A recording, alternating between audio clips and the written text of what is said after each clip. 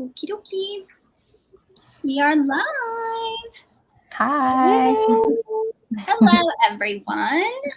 We're just waiting for Crystal. Yep. She's a little late, but that's okay. So, obviously we're here to celebrate Disability Pride Month. It's very important to all of us. If you don't know just like what Disability Pride Month is, if you're just joining just to join and just to hang out, that's totally fine. Basically, I think in the 90s, 93, when the Americans Disability Act was passed through like Congress and President, it was in July 26th. So not every state, it's not like a national holiday, but a lot of people celebrate Disability Pride Month to bring awareness to disabilities and ableism and basically all of that. So it's just to celebrate people who have disabilities, mental or physical disabilities and everything like that. And we just wanted to do a live show to kind of like celebrate that because we all have separate chronic illnesses and all different types of chronic illnesses and disabilities. And I don't know, it's just nice to have a month that we can like bring more awareness than what we normally are like already talk about it. Right. And just celebrate everyone's resilience and being able to make it this far despite how ableist our society is. Exactly. What's up, Heather? Heather. Hello. Oh, Precious is here too. Yeah. So do you want to go around and just introduce yourselves and say if you want your chronic illness or disability? Sure. My name is Bree. My channel is in Love and Words. I have multiple sclerosis. Check out my shirt. Yeah, I'm actually wearing notice that. So if you wonder why you only see the word fuck at the top, that's why. But I usually don't wear this because my children are usually here, but my children are with my parents tonight. So I'm wearing it now. I figured it was a good night. But yes, I have multiple sclerosis. And basically, if you don't know what multiple sclerosis is, essentially my immune system is attacking my nervous system, which results in all sorts of fun things that can result in disability. Sorry, I don't know if we're going to go in a circle or what are we doing? Oh, I guess I'm next. Yes, you're next now.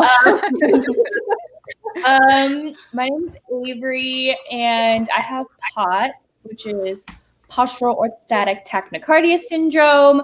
Basically, I'm like a fainter. My heart rate goes high and it drops, and my body's reaction of making my blood flow regulate normally is to make me faint. So there you go. There's a bunch of other things, but that's the main gist. Me next, or yeah, go ahead. Okay. Hi, I'm Riley. So my chronic illness doesn't exactly have a name because it's very rare, the form that I have, but the gist of it is that I have chronic migraines with aura, and love that for me. It's so intense. When I was right before I was diagnosed, I had optic neuritis, and that's how I got diagnosed. But I had migraines for a week straight. I could not function. So the fact that you have chronic migraines, like I feel for you with all my heart and soul. It's definitely not fun. Crystal, you can go. I'm Crystal, and my chronic illness is endometriosis. I've had a diagnosis for a year and a half. But, well, maybe not a year and a half. It was March of 2020 when I was diagnosed. So, yeah. But you had symptoms much longer before that, kind of like me. I did. I had symptoms for years, probably since I was a teenager, early teenager. And it was just stuff that I just would write off, you know. And I also just recently found out that it was probably, like, I had my kids really young. I had my oldest when I was 20. And I just recently found out that for a lot of women, if you're going to try and have kids with endometriosis, like the longer that you wait, the more likely it is you're going to have fertility issues and things like that. So I feel like it kind of worked out amazingly well that I was able to have kids when I did because I didn't struggle with that. So that's good. Amazing. Mm-hmm. Yeah. Wow. I have, if everyone doesn't know, I have RA, or rheumatoid arthritis, which is my chronic illness, but it does make me have a physical disability that's like, I walk with a limp, so it's very noticeable as soon as you see me, because I walk a little different. So even though I do have a chronic illness, it makes me have that physical disability as well. So yeah. Hello, Kayla. took a second. It's like, hey, Kayla. Kayla. Hannah. Aw. Yeah. I love seeing all these familiar names. Yeah. So I don't have any like specific questions for you guys unless they pop up on the chat, but I didn't know if you guys had any questions for like a specific person of what they deal with, or like, you know, how it's been or anything like that. I have a question for everybody. Well, actually, you know what? Do you want to talk about our favorite books with chronic illness and disability rep? And then I have a couple of questions too. Okay. So you could do your favorites, and we'll go back around and just say a couple facts. I feel like I'm gonna steal a couple of people's favorites, so I'm gonna do like a general. So I think we can all agree that Chloe Liese is one of the best when it comes to chronic illness and disability rep. But Real by Kennedy Ryan, I think Tori, you and I definitely, and Crystal, anyone who has read it. Riley, have you read it yet? I'm reading it right now. You're reading it? Yeah, I started it this morning. What part are you on? I'm like only 20 pages in. Okay. I'm gonna try to read a lot of it after this, but I mean, so far I'm liking it. Yeah. So his mom has MS, and then the main character has a chronic illness as well. The representation in it was like nothing I've ever seen before, and it definitely was a roller coaster ride for me, especially. Luckily, I was in a really good headspace that day because it was my birthday. But yes, that is probably my favorite one that I've read so far. You want to go, Avery? Sure, I have a bunch. When it comes to, I'll talk about the two that I love because it has my chronic illness in it. So we have That Kind of Guy by Talia Hibbert, obviously is amazing. Anything Talia Hibbert writes is amazing. She's the queen. I love how diverse and amazing her books are. Any Talia Hibbert book I feel like has at least one character that represents a disability, which I think is flippin' amazing. And so that one is an age gap romance where the woman is older. She has POTS. I feel like the representation. I can't talk. I feel like the representation is done well. But I did wish that like maybe it talked about the chronic illness a little bit more. Then again, it is like a romance book, so the romance was obviously going to be more of the main story, you know. But then I recently read a duet by Laurelyn Page called "Man in Charge." Is I think the first one. And that one, surprisingly, was a recommendation off my comments section off TikTok. And someone told me to read this book. And I thought that, because they said, oh, there's a character in here that has POTS. And I was like, amazing, awesome. And so the cover looked great. I wanted to pick it up. I picked it up and turns out the heroine's best friend has POTS, not the heroine. Which I was like, ooh, I don't know about that. Like I wanted to read about a main character that had it, you know, so we could maybe like get in their head.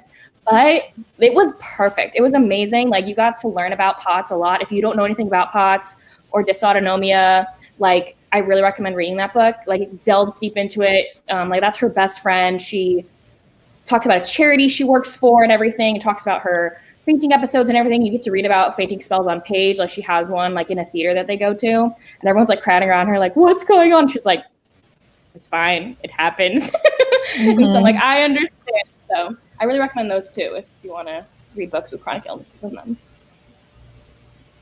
So my favorite is Get a Life, Chloe Brown by Talia Hibbert. I've never read my specific chronic illness in a book, but Chloe has fibromyalgia, if I'm correct. And there was so much overlap between that and what I have, like with the pain and like brain fog, which I'm like always dealing with. And I just like was kind of shocked when I read it because it was like the first book with a chronic illness representation that I'd ever read, and it hit so close to home for me. But I just love Talia Hibbert in general. Well, and Talia Hibbert has POTS too, I think. I think I saw in she like does. one of her emails. I found that out. So my favorite is definitely Chloe Brown and Real. Those are my favorite. I haven't actually read a book that has my illness in it, although I know of two. I think the Gianna Darling book has doesn't she have endometriosis? Someone was telling me the new one. I haven't heard too much the about mafia it. Yeah, she has something very similar. I don't think it's actually endometriosis, but she has with her reproductive women. Yeah. It's something very similar to it. Yeah. So I was interested to read that. I haven't read it yet, but I heard someone say it had endometriosis, but maybe that was wrong. But I know that there is a book that I have been wanting to read, but also been real nervous to read because I haven't ever actually read anything with my illness in it before, and that is House Rules by Ruby Ling.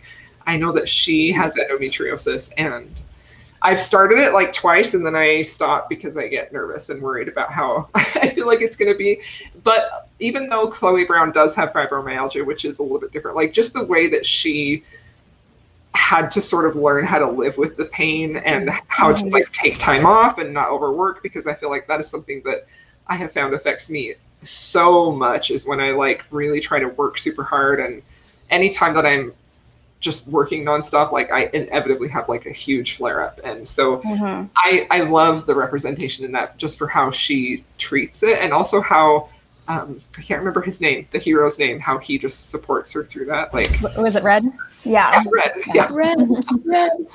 And of course, Real. I mean, like I love Real. I feel like it goes on a different level than what I do, because it's so like dangerous what she has to go through, and that is so scary. But I did love especially how it talked about how she wanted to treat it naturally, and I also sort of loved how her work schedule was part of like what really triggered it for her too. So.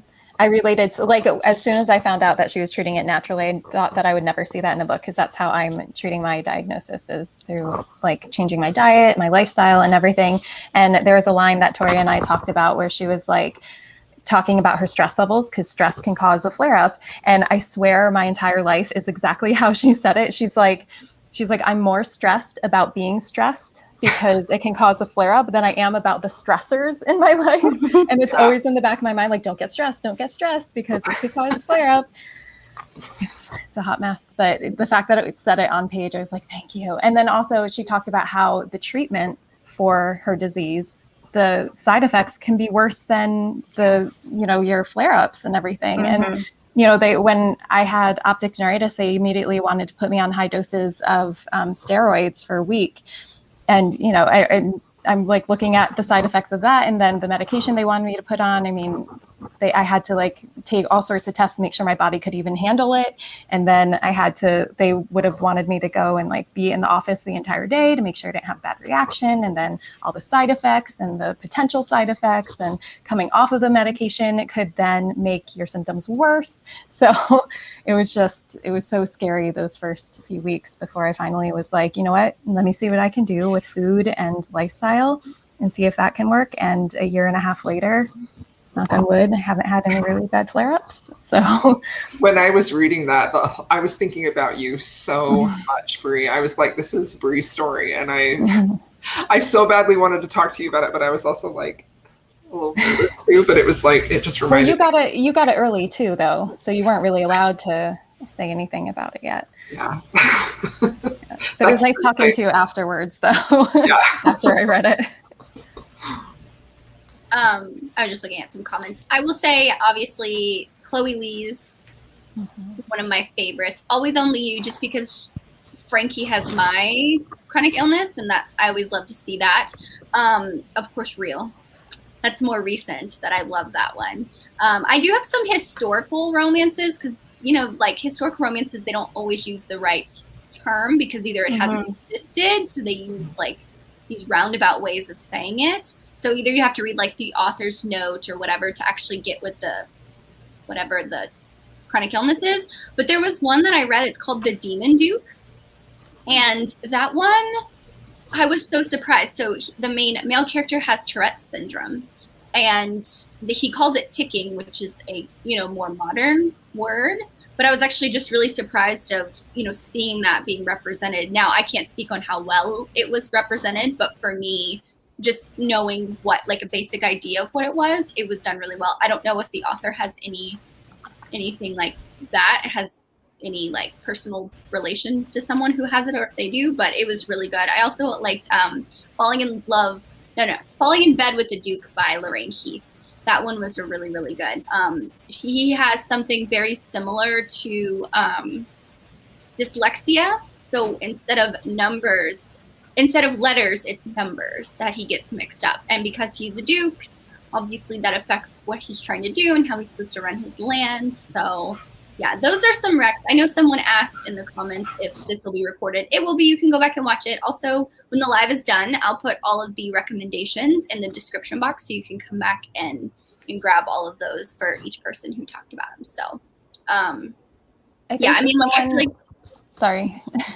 I was just saying, someone mentioned having really, really bad anxiety. And I know that a lot of us here can relate to that for sure. That played a big part in me getting diagnosed, and especially just having severe anxiety. That was one of the things I brought up to my neurologist, because I told him that my anxiety is related to health things. So anytime I feel a little bit off, my anxiety would shoot straight up. I would have panic attacks. I would like just feel like I was trapped. And so I told him, I'm like, if this medication is going to make me feel like crap, I need to figure out a way to manage my anxiety. Like, what do I do? And he's like, what do you do? I mean, you had 2 kids, you can handle that, right? And I'm like, that's different than what I was talking about. And then, you know, the MRIs with MS, you have to get a lot of MRIs so that they can monitor it. And let me just tell you, it is a picnic trying to sit in this tiny little space for quite a while, frequently. And so I told him, and also, you know, he wanted to have me inject the stuff so that, I forget what it's called, a contrast or something.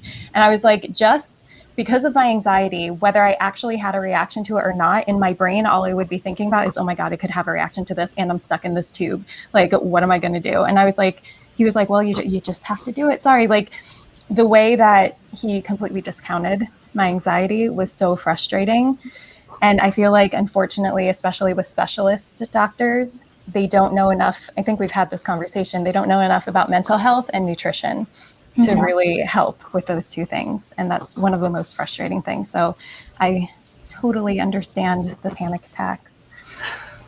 That is so frustrating. I've seen, like, around the fitness community, like, I have a fitness Instagram too. I've seen this, like, meme sort of go around where it's like, I get what they're saying. They're trying to say, like, food isn't evil, like, it's not bad for you, but the gist of it is food isn't medicine. Medicine is medicine. And I get so angry every time I see that, because I'm like, for some people, food is medicine. Food has such a huge impact on your health. It is so much more than just, you know, restricting it for weight loss or feeling freedom. Like, I get that message, but I also feel like food is hugely medicinal. It can have a huge impact on how we feel. And I feel like I think about you all the time, Bree. I think you're an example of that. Exactly. And, you know, I am definitely not one to be like, never take medicine, like medicine's evil. I think obviously medicine is extremely important. And especially in the modern world, we're so lucky to have medication when it's needed. But if we can adjust that with food, then let's try that first. And that's always been my goal. And luckily I was able to eventually find a doctor who's more homeopathic, who is with me on, you know, my kind of train of thought, and hers too is, you know, let's see if we can treat it with food. If we can't treat it with food, let's try supplements. And if we can't treat it with supplements, then we'll do medication and kind of go from there. I think we lost Avery. Yeah, she had to jump off screen just really quickly. A comment was farther up. Precious said, how has chronic illness disability affected you on trips? Any tips? And I'm actually about to go on like a weekend trip on Saturday. We're leaving Saturday morning. And I've always had this kind of like routine, just like me personally, is that days before, or maybe the week before, I like make sure I don't eat any crappy foods, because I'm like, I try not to eat them all the time, but like sometimes, you know, it's just convenient and it's there. So I don't eat anything like that. I make sure that I don't like work out too heavily, because sometimes I can accidentally hurt myself working out or stretch too much or do something like going down too far in a squat. I did that last week and I messed up my knee. So I do those things. But while I'm on the trip, obviously, depending on what I'm doing, I wear very specific shoes. This is just for me. I wear very specific shoes so I don't get like, my legs don't get too sore or too tired. You know, the first day if we're walking, if we're doing like more walking style, I make sure I have like medicine just in case, like a pain reliever on hand is like worst case scenario. But so far I've been taking trips, I don't know, like that since I've been 17. And that kind of routine that I have works for me. So I wasn't sure if you guys have anything like that you do.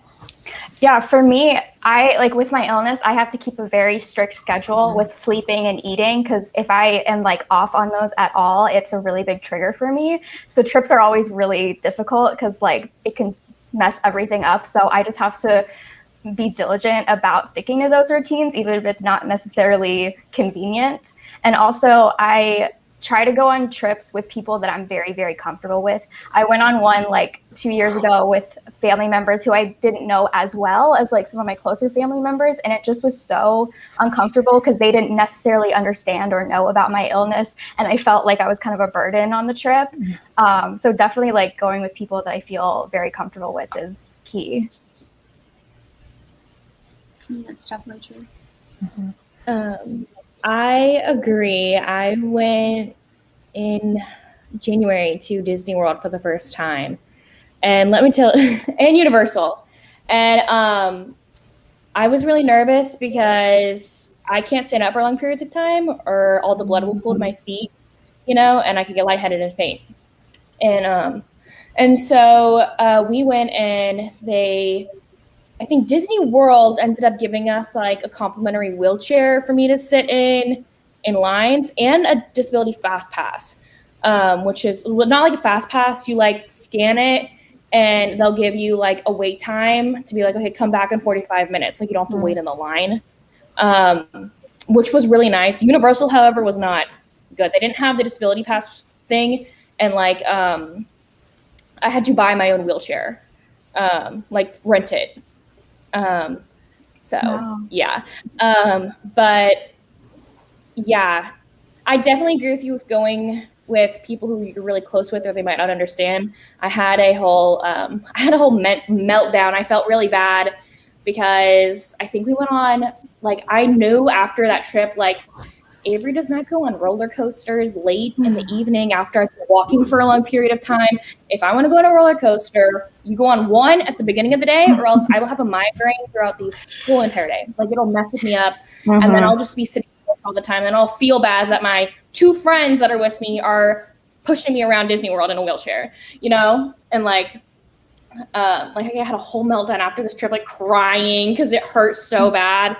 So like, I don't know. I think like I should have obviously planned it better. I guess we should have called and stuff, but it said on their website that they had wheelchairs for the purchase or whatever. But anyway. I feel like a good portion of dealing with a chronic illness and possibly a disability too is worrying about other people more than yourself. Yeah. Which is unfortunate. I totally agree. Yeah. Like you're so worried that they're not going to have fun because of you. It's just like, totally. Like we're so used to dealing with it. But, they're not. And I'm constantly thinking of other people. And like, especially when I was first diagnosed, and people would be like, oh, how are you? And like, I can't actually tell you the truth because I then have to like, be like, oh no, but it's okay. Like, I'm okay. Everything's okay. Yeah. I remember one time I was on a trip with my friends and there was like 4 of us staying in a hotel room. And in the middle of the night, I got so sick and I just did not want to wake them up. I was like terrified to wake anybody up or make any noise. So I just like hid in the bathroom and slept in the tub. I didn't want to wake anyone up or anyone to know that I was like having a problem. And I feel like, and then when you have anxiety on top of that too, I feel like when you have anxiety, you're constantly trying to hide it. Yeah. And that makes it worse because you're trying to act like you're not in the middle of having a panic attack. Yes. So I kind of had to teach myself to just warn people like, hey, if I leave abruptly, it's because I'm having a panic attack. Like, don't worry, I'll be fine. I'll figure it out. But, I might have to leave. Or if I was going out with friends or something, I'd be like, I'm going to take my own car just in case I have to leave. So we're constantly making accommodations for ourselves. Yeah, I feel like, to be honest, I'm like a little bit maybe like different in that way because I was diagnosed so young that all of the friends that I have now, like that I'm still friends with that I would go on trips, they know how I am. So, and I sometimes forget that like I have a disability. So like Gretchen said about wheelchairs, it does take planning, but Izzy said that Disney is like really good with accessibility. And when I would go to Disney all the time, we would make like a game.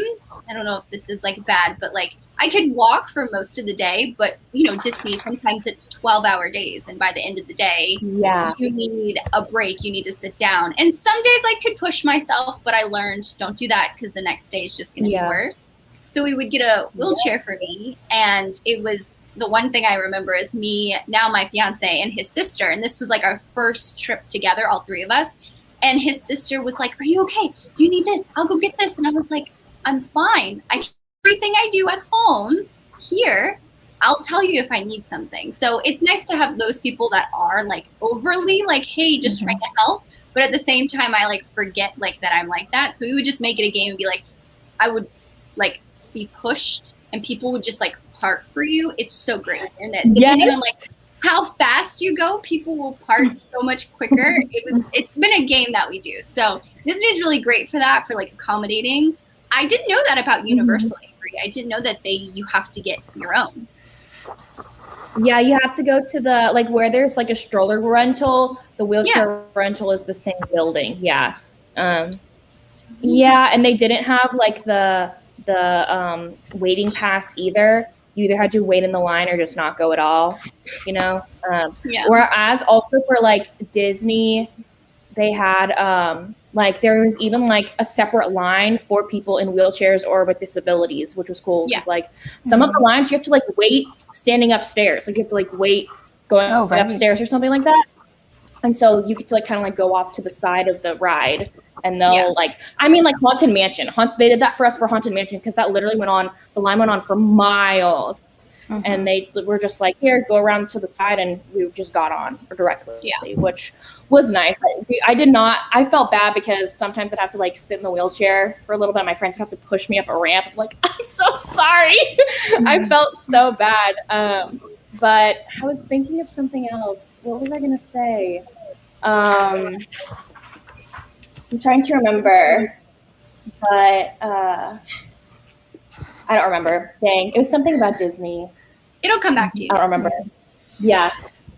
So I actually haven't traveled at all since I had my diagnosis. So I don't really know that, like, looking back, I can realize like there was always like pain flare-ups that I didn't know what it was, that I just wrote off to like stress, or like I feel like a part of endometriosis too is that sometimes it can be confused for just digestive distress in some form, and so I think it will be interesting to see when we actually do travel now if it will make much of a difference. But I do know that most of my life now is just trying to find ways to manage the pain, honestly.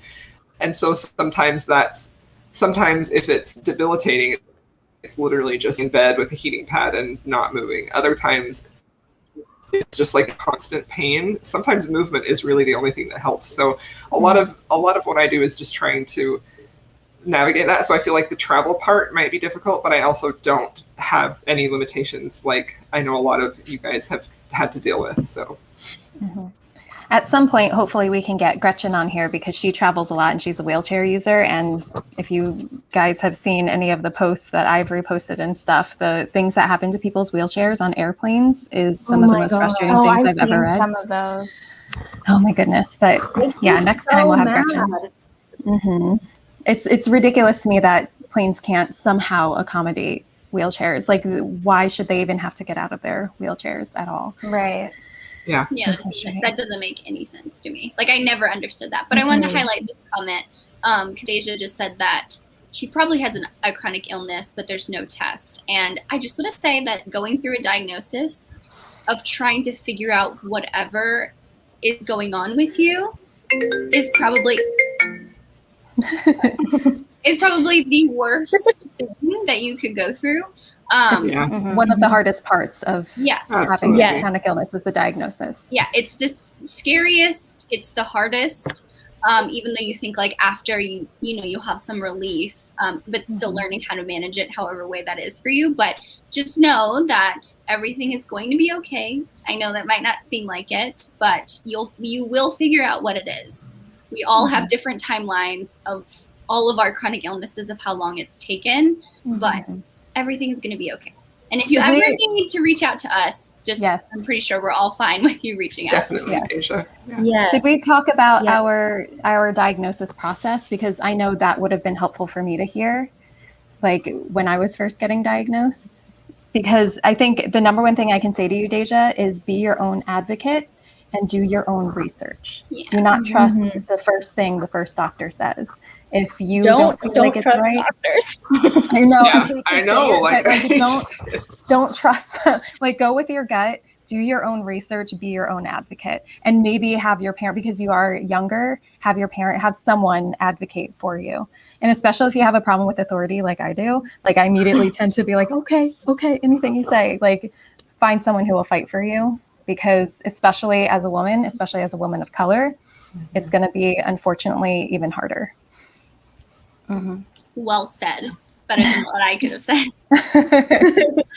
I agree. I feel like that is by far the worst part of it, is trying to figure out what it might be, because they always do like worst case scenarios. So you have like this fear of like it's immediately terminal illness, but at the same time, if you're diagnosed, usually something that you have to learn to live with throughout your life, and that can be really demoralizing too, because then it's like, okay, like this isn't going away, so I have to figure out how to live with it, so it's tough.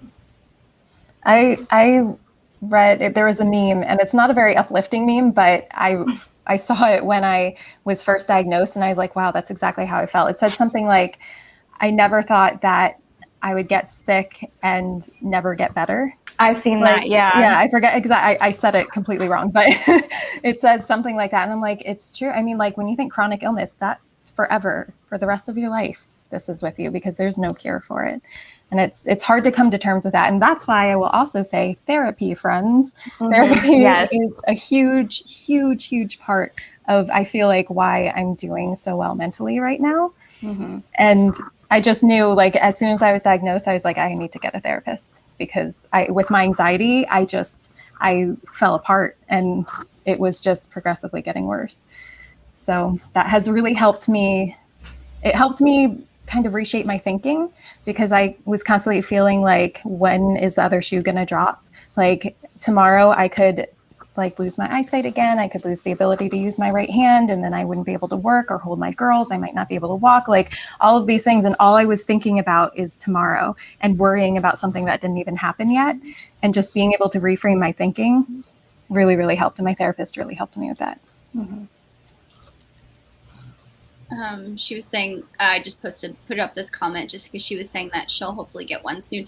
And like a primary care doctor, to be honest, is a really good place to start, considering they have like a basic broad understanding of a lot of different things.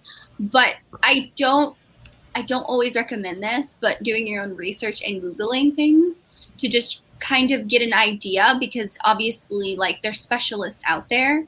So depending on, I mean, healthcare in the United States is a whole other thing. But depending on what kind of insurance you have and, all of that stuff, sometimes you can just go see a specialist without going to see a primary care doctor and getting a referral. But I know a lot of insurance companies, they require you to go to a primary care doctor and then get referred out. So depending on, what that primary care doctor does say when you see, if it's like a specific, if it's like gastrointestinal, they have specialists for that. They have specialists for like a neurologist, like things. It depends on obviously what you're dealing with.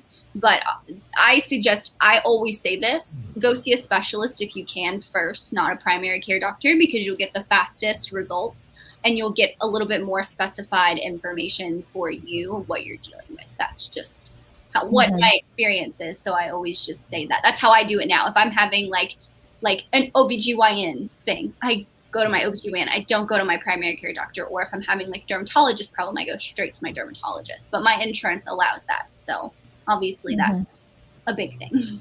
Right. And for me, a big thing was, I had years of going to different doctors who called it different things. And to me, it was so obvious. My symptoms were so obvious, but I didn't know enough to know that they were connected, first of all, and to not ignore them. But like I had gone to a neurologist and I had an MRI of my brain, and he still didn't catch it. So for me, when I finally put two and two together and I figured it out myself, and I was like, I'm pretty sure it's MS. I specifically looked for an MS doctor because I knew that he would know exactly what to look for. And that's how I got my diagnosis. Yeah, and people like to think that doctors are all knowing and have all the answers. They don't. And nobody knows your body better than you. And it's like, for me, I first got sick when I was 12 or 13. And so every doctor that I saw was like, okay, here's this girl who's claiming she's in pain, but there's no actual like proof. Everyone just thought I was like dramatic. And it was so hard to get any doctors to listen to me. But I knew what was going on and I didn't stop pushing. Mm-hmm. That's honestly the best thing you can do. Like when I first started feeling like, okay, I got to figure out something is going on. Like I went to an OBGYN because I thought that was what the issue was. And I went to a doctor and she was like, you're fine. Everything's good. Everything's fine. Nothing's wrong with you. So that's frustrating because then I went home thinking, okay, is it all in my head? Like what is happening here? She says I'm totally fine. So then I had another flare-up episode that was so bad I just went to a primary care doctor because I'm like, look, I've already been here. She's told me there's nothing in that area. And luckily for me, it was a woman doctor at the primary care doctor, and she had worked for an endometriosis specialist, and she's like, I think this is what you have, so I'm going to refer you to this doctor. And that was when I finally started getting answers, and it was honestly pretty much pure luck because otherwise I never would have found that doctor. I would have honestly just kept thinking this is just normal. This is just normal or whatever. So it can be really frustrating, especially if you have a bad experience with a doctor who writes you off and says you're being dramatic or something like that, because most of the stuff, not most, but a lot of it is invisible that they can't see. There's not really a definitive test. And so you have to advocate for your health. If you don't, nobody else is going to. Yep. Yeah. I to be honest, I noticed one thing when I get super anxious. I'm someone, if anything medical like changes with my body, if like I get sick or something comes up, I freak out. It makes me panic. I don't get anxious and then panic. But I've noticed when I go into a doctor and I'm so anxious that I start crying, they take you more seriously because they realize the impact that it's having on like your mental health, I guess. But every single time I go, I try to like keep my calm and I try and tell her what's going on. And like, for example, I was actually at the OBGYN last year and it was during the pandemic, and that was a whole, like I had to go out and, you have to go for your annual stuff. And oh my God, she literally sat me down. Like those usually take 30 minutes, right? Your annual stuff. She sat with me for like an hour and was like, you're okay. Everything's okay. You're totally fine. I'm going to show you all these tests we did. You're fine. So like, it is about finding the right doctor. So I know Deja, she was saying that she may have to go to an OBGYN. It's good that your college does have one because I don't think my college had one when I went, but she said her OBGYN scares her, but don't be scared. Don't be scared. I would suggest see a woman OBGYN. Yeah. That's me.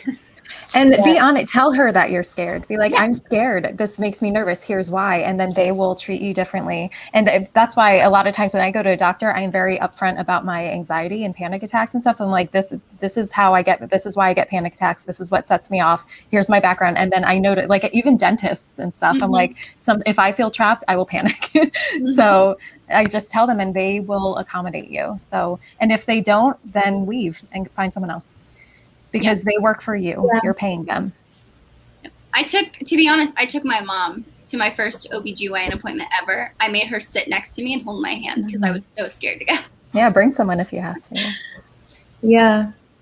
Thank you, Heather. Yes, thank you, Heather.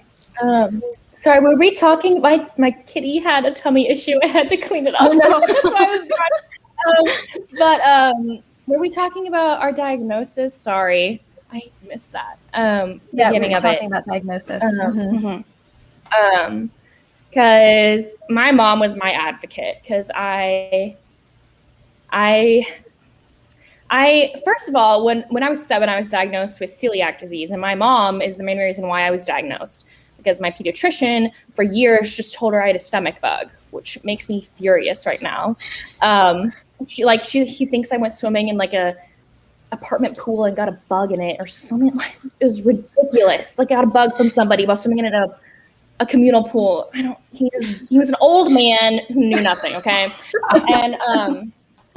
And so my mom for years and years, so she took me to so many different doctors, and finally yeah, you go to a specialist. So she basically took me to a gastroenterologist and was like, you need to figure out what's wrong with her, because this isn't normal. That's how I got diagnosed with celiac disease. The same thing happened with POTS, because I kept having fainting spells, and a really severe one, which set off my diagnosis, was I fainted in my room in front of her, and the ambulance came and everything and like that. And we got to the ER and they were like, you're fine. You had a panic attack. And I'm like, I have panic attacks. I have anxiety. I know what that is. And that is not it. And my mom knew that too. She's like, that's not a panic attack. Like, I've seen her have it. That's not it. And because I've had them a lot with social anxiety and stuff, but she's like, that's not normal. And so she is the reason because I was still 17 at this point. So we went to different pediatrician specialists. And unfortunately, we found some duds who were really bad. And then we found some good ones. And yeah, she's the main reason why. Because she it's a mother's intuition. Like, they know, you know, like they know. Yeah, they know when it's a stomach bug and when it's definitely not a stomach bug, and when fainting is not a panic attack in certain. Totally different. Yes. Mm-hmm. So I was gonna say, I know Bree, you said you had some questions. There's no more in the comments. I caught up with comments. Thank you. Okay. So one thing I wanted to talk about, something that Crystal brought up briefly, was being afraid to read about your chronic illness in a book, because I thought that was only me that felt that way. But I am terrified to read about my chronic illness in books because of all of the different ways that it sucks. And I feel like most of the representation I've read anyway, the person who has MS usually is in a wheelchair, and they usually are dead by the time, like, it's unfortunately real. That's how it, like, either die, or like it's a mother who died, a father who died, a friend who died, like someone, and it was due to MS complications. And it's usually just like such a tragic thing.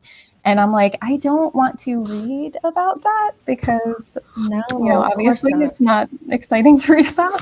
So I completely get that, being afraid to read. And my biggest fear, again, is just, it's kind of the same reason why I'm not in any support groups, because I was at first, but reading everyone's stories honestly just gave me a lot of anxiety, because it was like, this could be me.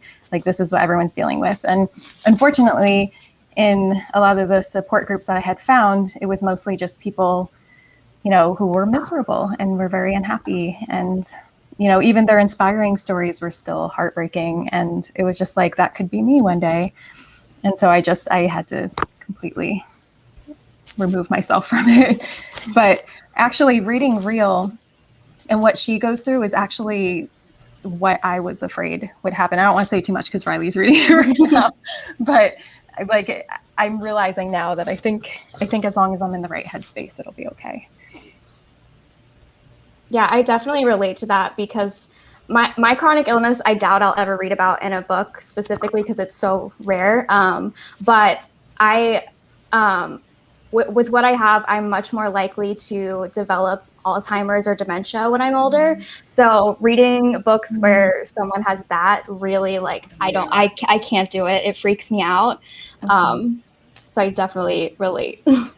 See, and I think mine is more like, I get nervous that it's going to be like glossed over as just like a little woman's pain, like that's honestly one of like that's what I'm most afraid of, is I'm like, I don't want to read this and get really angry because they're like, oh, it's just cramps or something, like, so I feel like your concerns are much more valid than mine, where I'm just like, I don't want to get angry at seeing this treated as just a little woman's issue, because I feel like that's one reason why I don't talk about this a lot, is because people either want to ask like a question that's probably offensive, or they want to just like write it off as something that's, have you tried this? Have you tried this?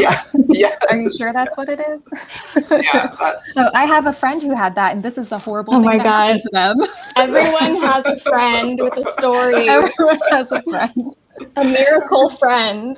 So true. And they're like, they just switched to this and they were just fine.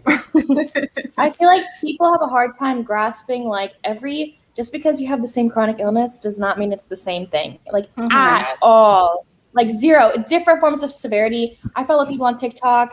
One girl, she faints like over 10 times a day. Like, I could not. you know? And then another girl I follow, she has a service dog to help her in case she faints in public, you know? And like, I'm like, people are all different. Just because I have POTS doesn't mean that I'm the same as somebody else. I feel like people have a hard time remembering or getting that at all. I think that's so true. Very true. Yeah, I agree. I didn't know that Avery actually learned something new with POTS. I didn't until we had that conversation more recently. I didn't know that POTS is either similar to dysautonomia or it's like a branch of it. Yeah, it is. Yeah, it's a form of dysautonomia. Yeah, because like my fiance and his sister and his father, they all recently, within the last year and a half, figured out that like they went through they have a test and they all have dysautonomia and they all have different variations of it. Like his sister, she'll go to work and like if she gets like not too anxious, but it's like you're supposed to have an adrenaline rush. You're supposed to like, you know, get this rush. No, she passes out. And so it's something that she's had to like really deal with. But Brandon, my fiance, and his dad, they don't have that. When they get like an adrenaline rush, they don't pass out or anything like that. So just within like a family of all of them having very similar, well, they have the same chronic illness. It's all like so varying that like they can't even talk about it because they all have totally different symptoms and the ways that it affects and how they manage it. Like all the medicines they take, totally different. None of them is the same. It's so crazy. And it's to the point where dysautonomia for Brandon was actually misdiagnosed as just ADHD. They thought for years he just had ADHD, but it's not. It's totally different. So it's been a journey. And, you know, I've had my chronic illness since I was young. So I'm like, yeah, I have this. This is what I got. So seeing someone, especially like your partner, going through that, I have to be like aware of like, okay, I obviously wasn't an adult when I was diagnosed, but like, how can I be there for them, all of them, and be like, yeah, it's, you know, you can do this. I understand, because I try and make sure that like I don't come across like, oh, I'm the professional, because I'm not. Like I know how to manage mine. That's it. Yeah, that's crazy. Yeah, sorry. Yes, that vlog did not go the way I had expected it to go.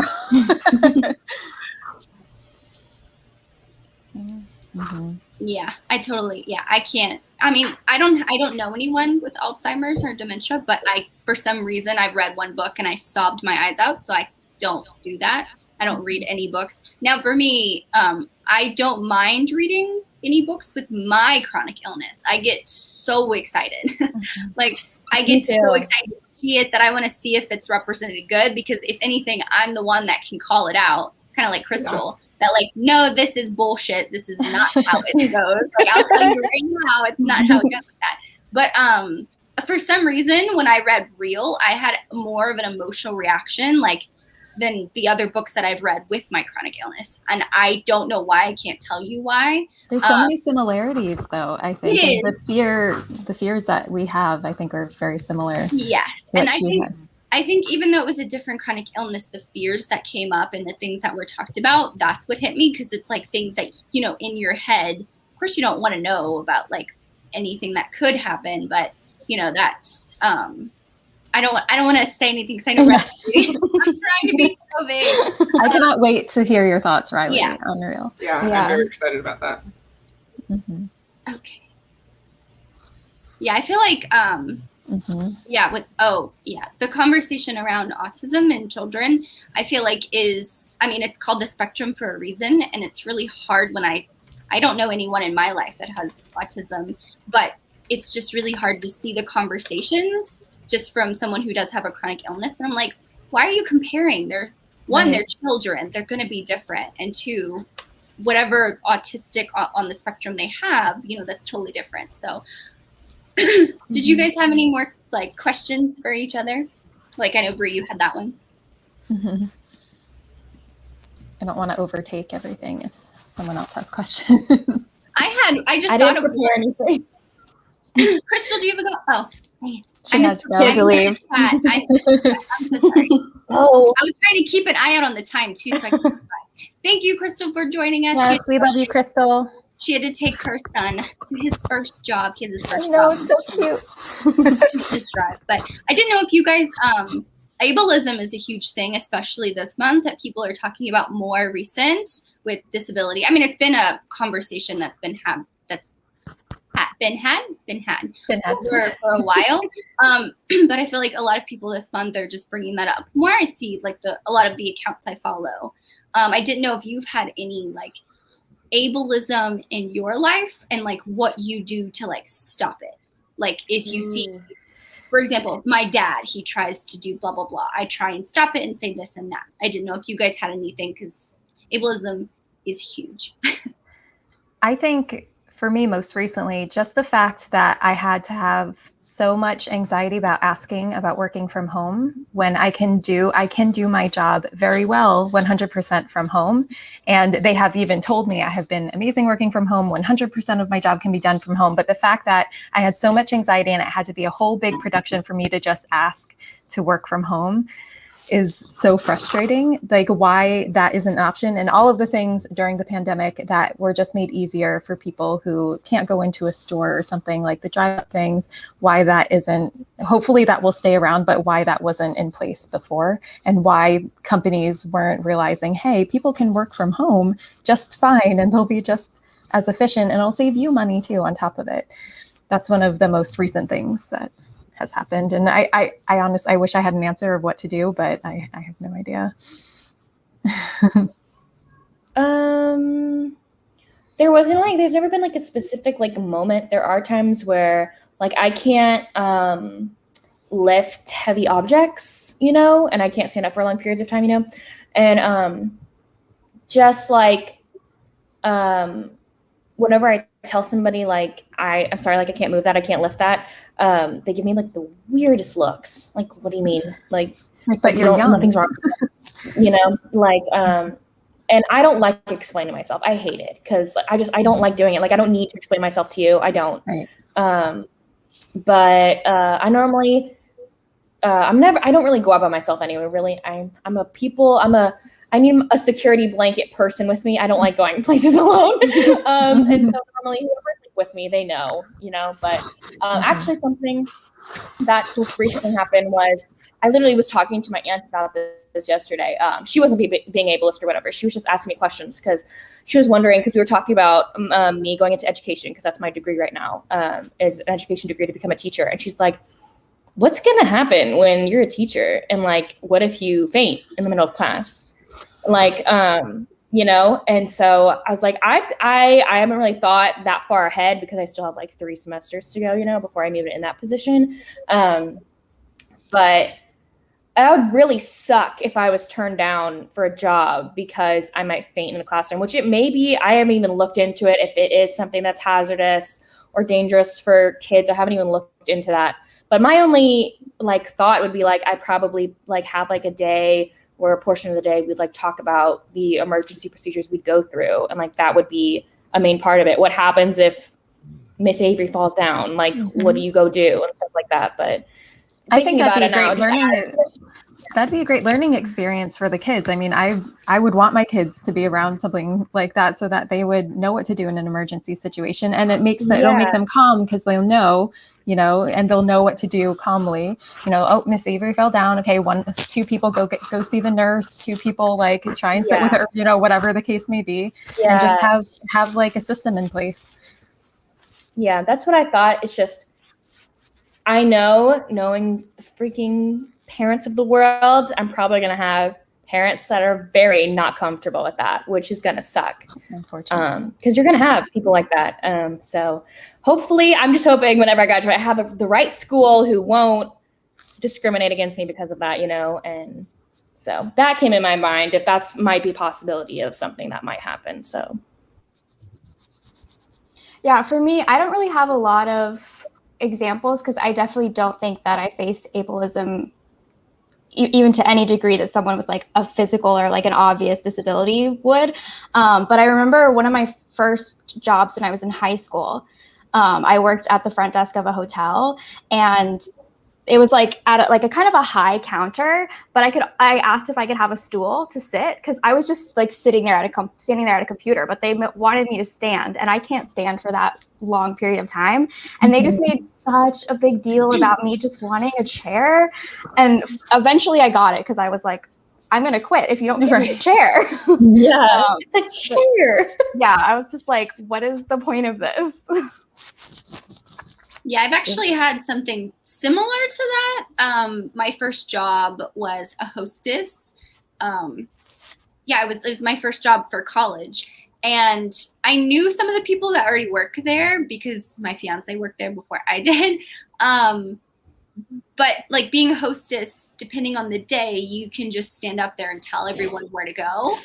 And it's so funny because like my manager, I'm very upfront. If I start any job, I say I have this chronic illness. No, it will not affect my job. Or yes, it may on some days, depending on the job that I've had. I've always done that since I was 18, since I had a job. And I told them, like, there may be some days I'm going to call you and be like, I can't come in. I can't. If you're okay with that, that's totally fine. I'll try and let you know I do everything I can. But my managers were always like, do you want a chair? Here, I'm going to give you a chair. Oh, do you need one of those like squishy pads to stand on that helps like your back? Basically, anyone who stands up for a long period of time, they can use them. And I was like, sure. Like I never asked for it, but I don't know if they've ever dealt with that before. But come to find out, this particular restaurant I worked with, they had a lot of the servers, they've had chronic illnesses. Like one lady, she had sickle cell disease. And that is a huge chronic illness. It's very tedious to try and like manage. And so I don't know if it's just that particular restaurant being understanding because they've had other employees that they've been around for 10 years that have that. So it's so weird that like some places don't do that. Or like Avery, being a teacher, like I would think either sitting down or standing up, you can still teach a child. Like you can still be interactive with them. I don't know why like any school would say no. That's crazy to me. Like I would want my brother who's in high school now, like for example, if you taught high school, I would want him to be there and know what to do if someone was chronically ill and had an episode or a flare up or, you know, passed out or anything like that. I would want him to know exactly what to do, obviously. Well, and that's why I think representation is so important, because that restaurant was accommodating because they had someone who had a chronic illness. And I just feel like if chronic illness and disability was more in popular culture, then more people would be understanding and like thoughtful about that type of thing. And if it's in the front of their face more often, then I feel like it would benefit everybody. I think that's how you spell it, right? Without the dash. Yeah. Without the dash. Yep. Heather said, I know. It's more perfect. I know that is the most the more I think about that, the angrier I get. I always wonder like why do cashiers have to stand? Like why like are they gonna like press the buttons better? Like seriously. I don't get that at all. Yeah, I feel like a lot of people have such different like experiences with it. I don't know if like maybe that one particular manager or they've dealt with other, you know, workers that have chronic illnesses. Obviously, like I tell any coworker that I have it, one, because like I don't care. I tell everyone. It's like, yeah, well, I tell them because how do I say this? So working in an office job, you would have to wear professional clothes like slacks. We only could wear jeans on Fridays, sometimes on Fridays. So me being me, flats hurt my feet, heels hurt my feet.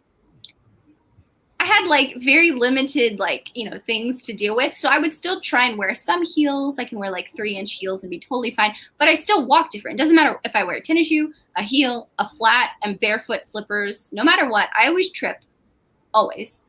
I always walk differently. So it's to the point for me that I've just gotten so used to telling people because I don't want the looks. I don't want them wondering, just because it's like, I know you're probably going to go home and be like, well, what does she have? Why is she's so young? Oh, she's so thin. Why is she walking with a limp? Like, what is happening? Why? I want to ask her, but I don't want to be rude. It's like, well, you thinking about it. It's kind of rude. Like, it's not your business. But I'm going to tell you because I work with you.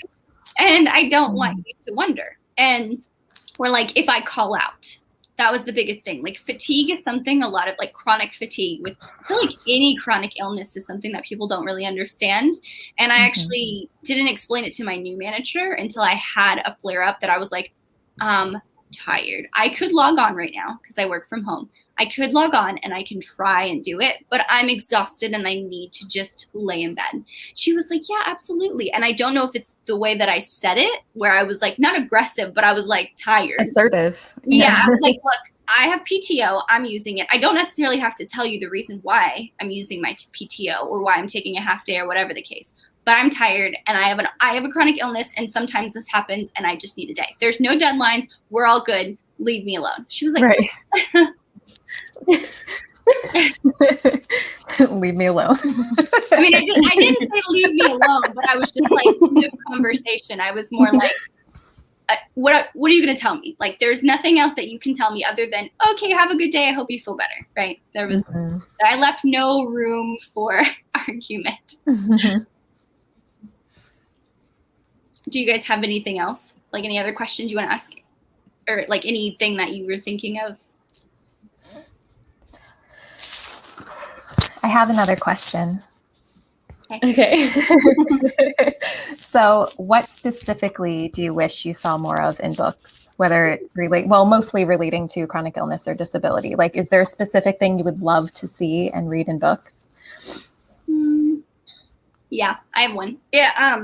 So with any chronic illness, how do I say this? Having a partner, it's like kind of like a mind fuck, if that makes sense, because there are days where I'm like totally fine. I'm like, yeah, I'm this badass bitch. I got it. Like, I'm totally fine. And then there's some days I feel so self-conscious. Like, I'm sorry I can't do this. I'm sorry I can't do that. And I think that it's great having a supportive partner.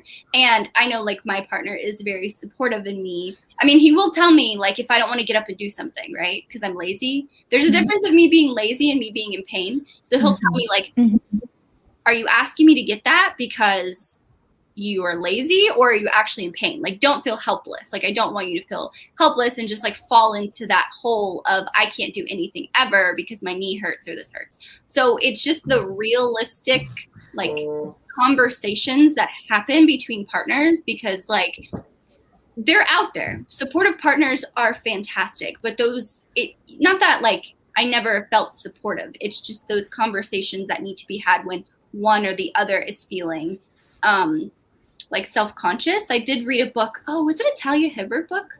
I think it was a Talia Hibbert book. And maybe it wasn't. Oh, I can't remember. But the conversation I loved. Oh, no, it was a Christina C. Jones book. Actually, Heather recommended to me. Oh, I can't think of the name. But the conversation, she was like, am I ready to go into... What?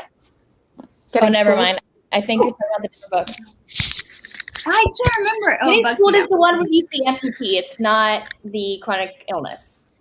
Yeah, I can't remember. Anyway, there was a conversation. Oh, he had sickle cell disease. That's what the main male character had. And I liked it because she had to take a step back and be like, am I ready to go into a relationship with someone that has a chronic illness? Because I need to be all in, and I need to make that decision for myself, is being all in, being able to be there 100%. And I think those realistic conversations are important because it's not easy. Like, it's not easy for us to deal with a chronic illness, let alone a partner or anything like that. So yeah, I would love to see the nuances in relationships when dealing with that. Like you and I said, we wanted to see the entire life of the main character, Neva's life in real, because we just wanted to see how, like, in the future, how she handles everything and all that.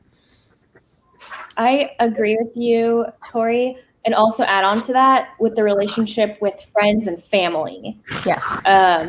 Because every single book that I've read that has chronic illness rep, if I remember correctly, like, their family doesn't really understand, B, care, or even there, you know? And like, I've had a very supportive family, you know, my family has supported me a lot through all of this. And like, for example, like, I love Sick Kids in Love so much, but her dad, who was a doctor, frustrated me to no end, you know? Maybe like, because he was a doctor, just. I will say I adored Man in Charge by Laura Page, because the heroine of the book, she's the best friend to somebody who has a chronic illness, and she advocates for her so hard. And I love that. My best friend does that for me. And like, I love seeing that. It's like, if somebody loves you that much and they know that you struggle, like they will do everything to help you, you know? They can tell if you're feeling ill, if you're not feeling well, they can just look at your face and know, you know? And I love seeing that. So that's something I loved about Man in Charge. But that's like the only book that I can really remember with chronic illness representation, besides maybe Chloe Brown, because Chloe, her sisters really are really helpful, you know, really understanding. But I feel like those are the only two really instances where like I've kind of like seen that. Yes, I would love to see them like do a bunch of research about it and like be really, really well researched about that specific thing. Like that would warm my heart. Like even just like my sister, she was like, "Oh, I'm changing my Amazon Smile to the MS Society, like so that it donates to that." And it's just like little things like that. I'm like,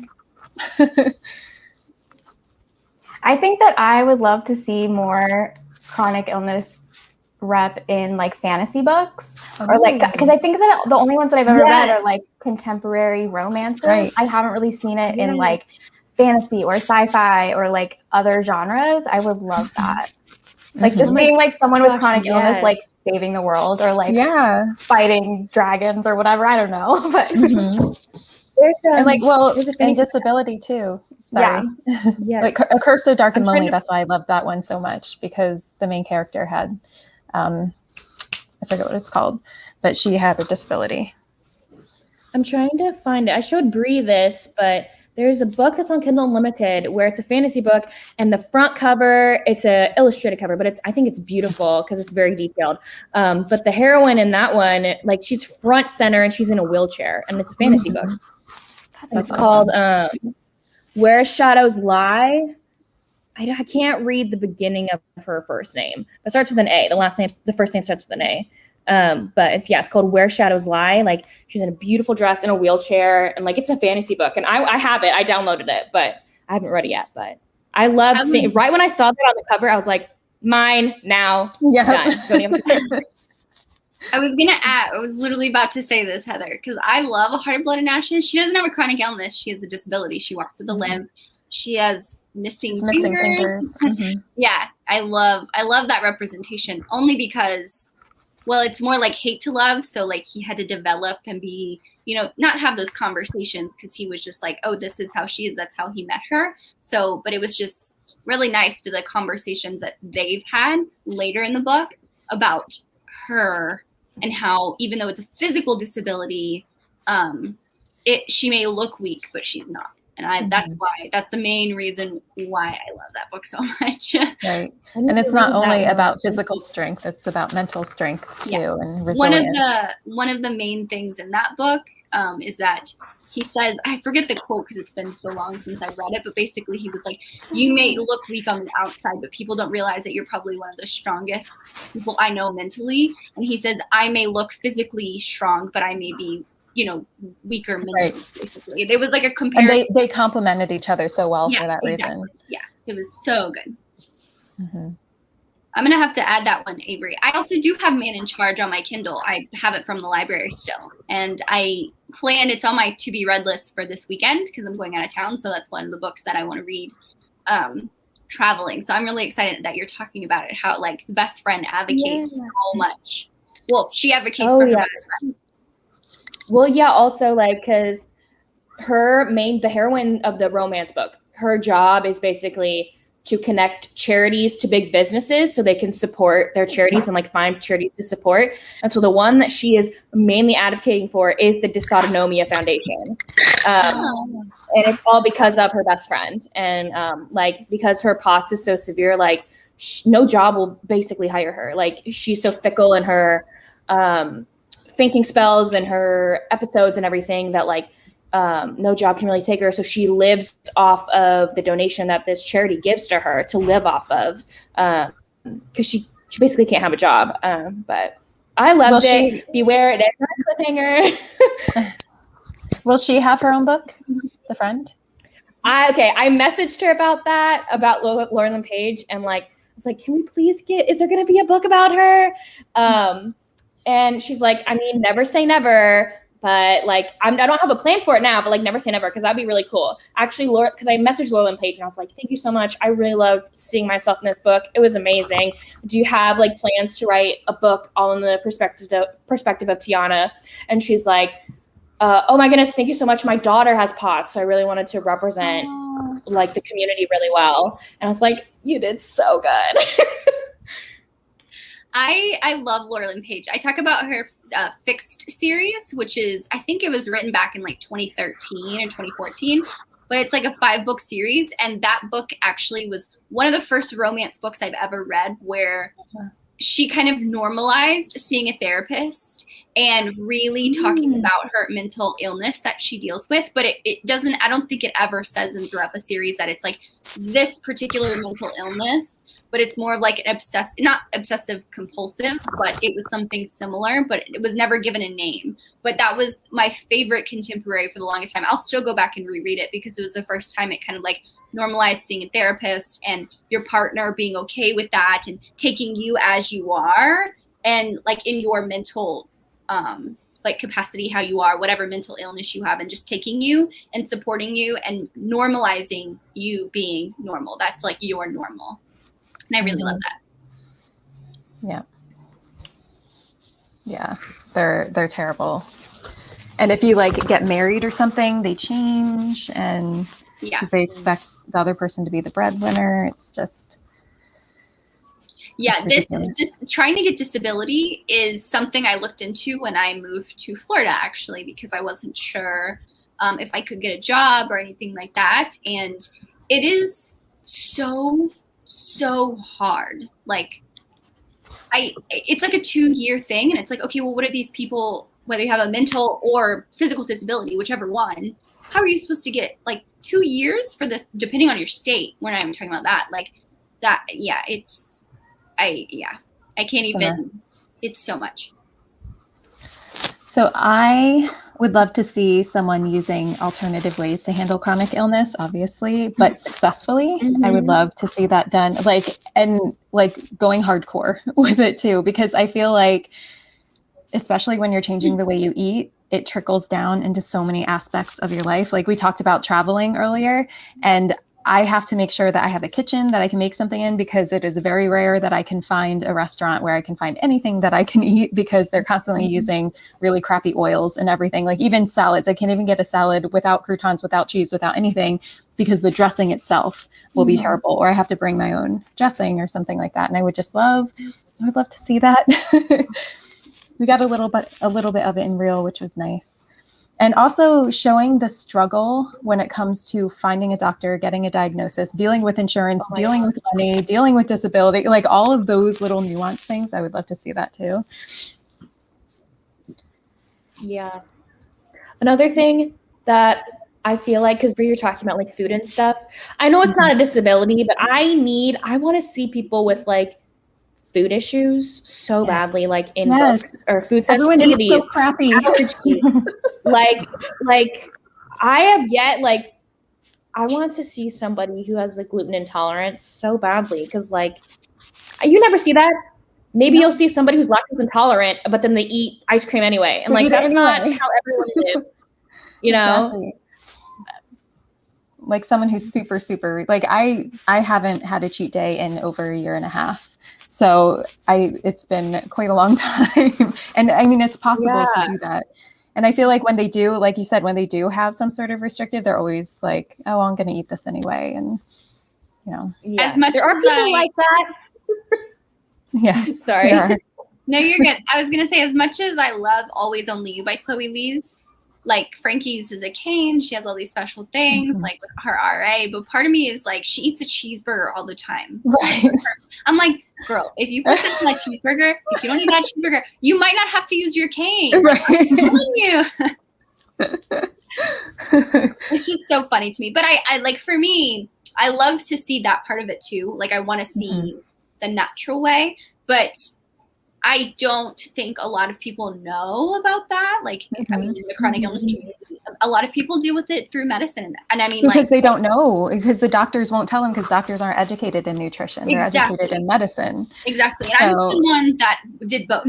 I did medicine for a lot of years, and I do appreciate where medicine has gotten me, because there was a time where I thought I could never walk, like, at all, like longer than what is the handicap, whatever the handicap to get like a handicap pass. I couldn't walk like that 500 feet, 200 feet, whatever it is. I couldn't do that. So there was a really long time where like I didn't think I was ever going to do that. But medicine, a little bit better medicine, like biological, which is different than like prescription medicines, like can't think of methotrexate. It's the only one I can think of that they give people with RA.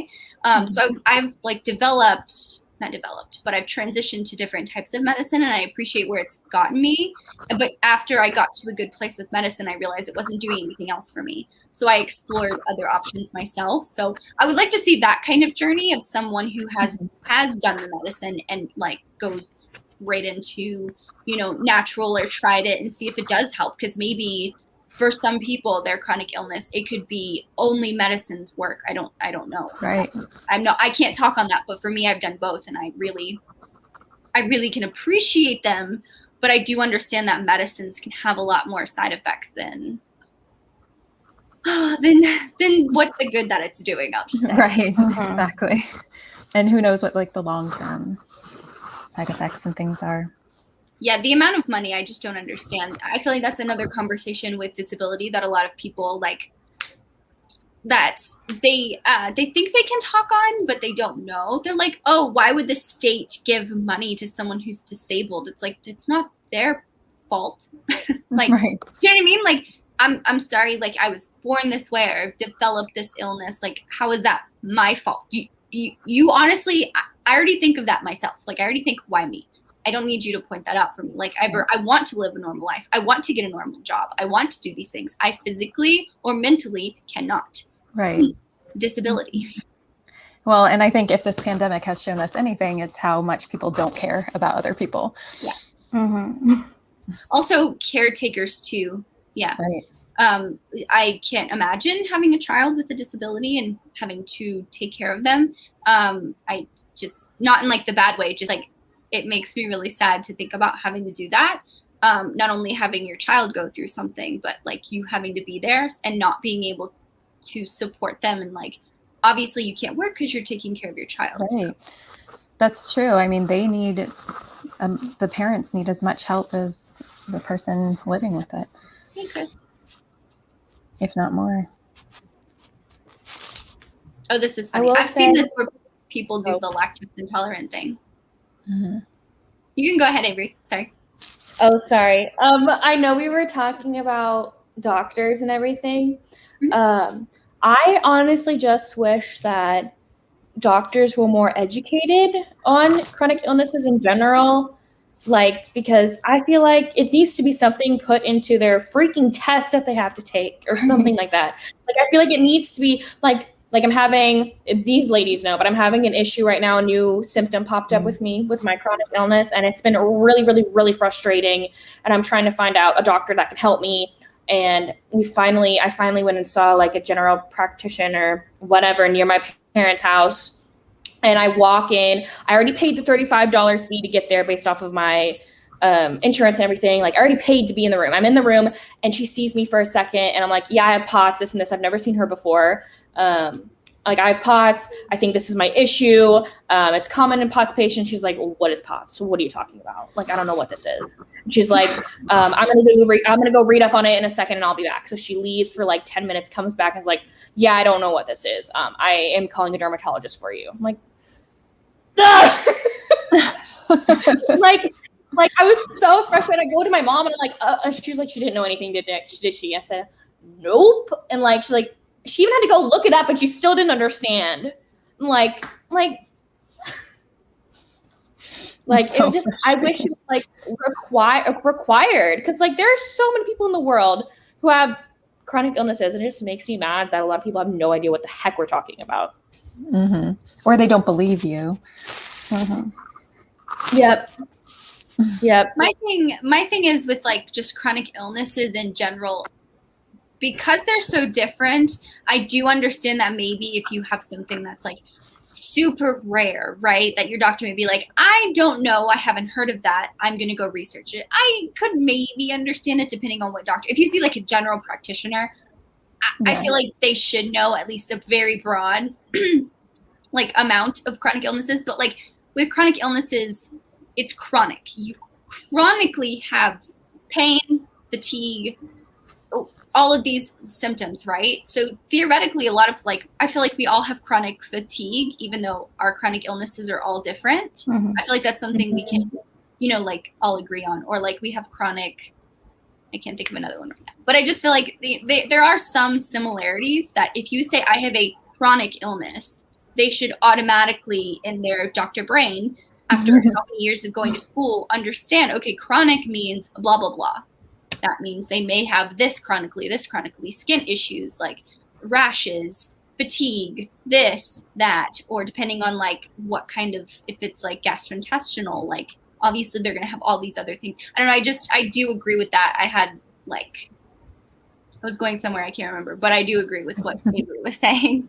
Well, it would be nice if they had people they can refer you to. Like, oh, I don't know about this, but here's this specialist. Like, they should have like a nice list. Like, oh, well, I know this person specializes in this, and like, especially a general practitioner, right? Because that's part of their job is to refer you. If they can't deal with it, then they need to refer you to the exact right person, preferably. Yes.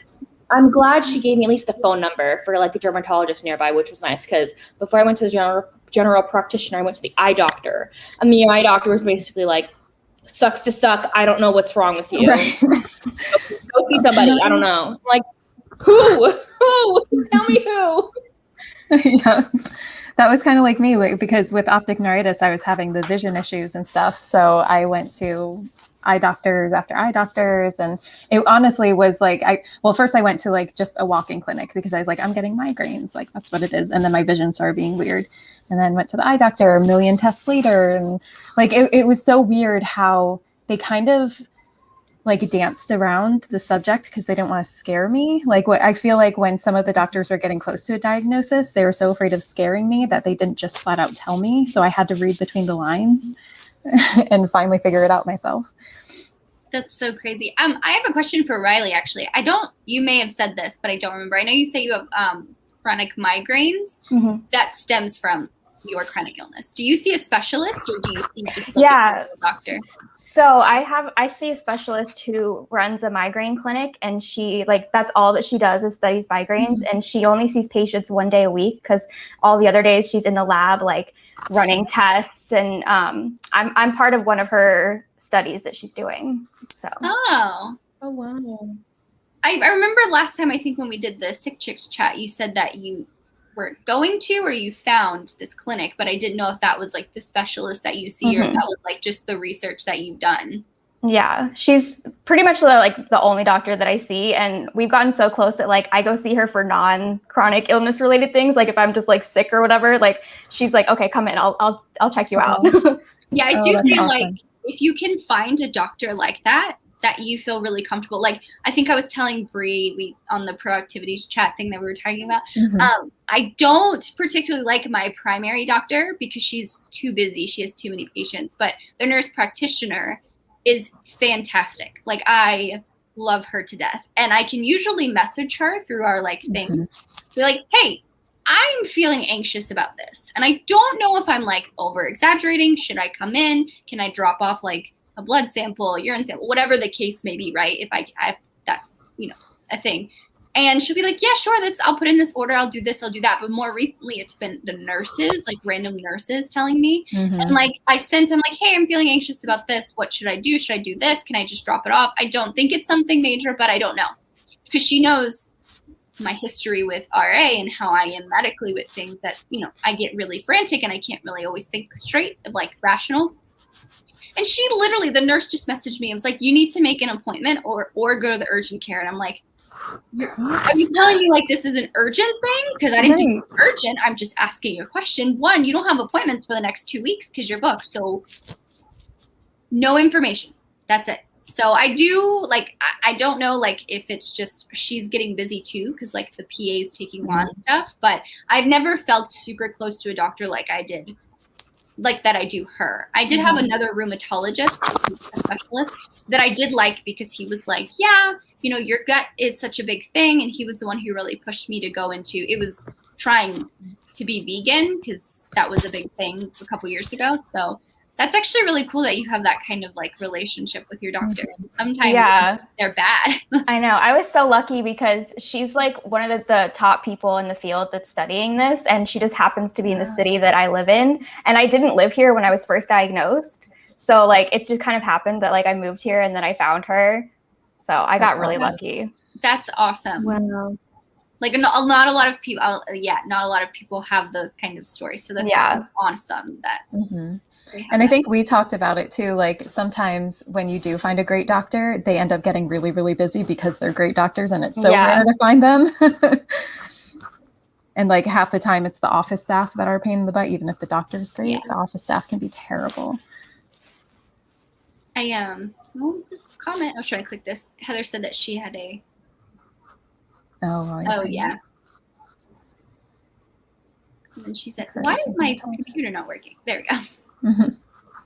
Because you didn't know what it was. I know. Yeah. Half the time you do. Half the time you're educating them, which is so frustrating. But I thought I don't know if I'm pronouncing this right, but this specialist deals with blood clots. Yeah, hematologist. I thought they were blood. Okay, just wanted to. Yeah, this is important too. I don't know. Some just don't want to admit that they'll convince you that you're fine.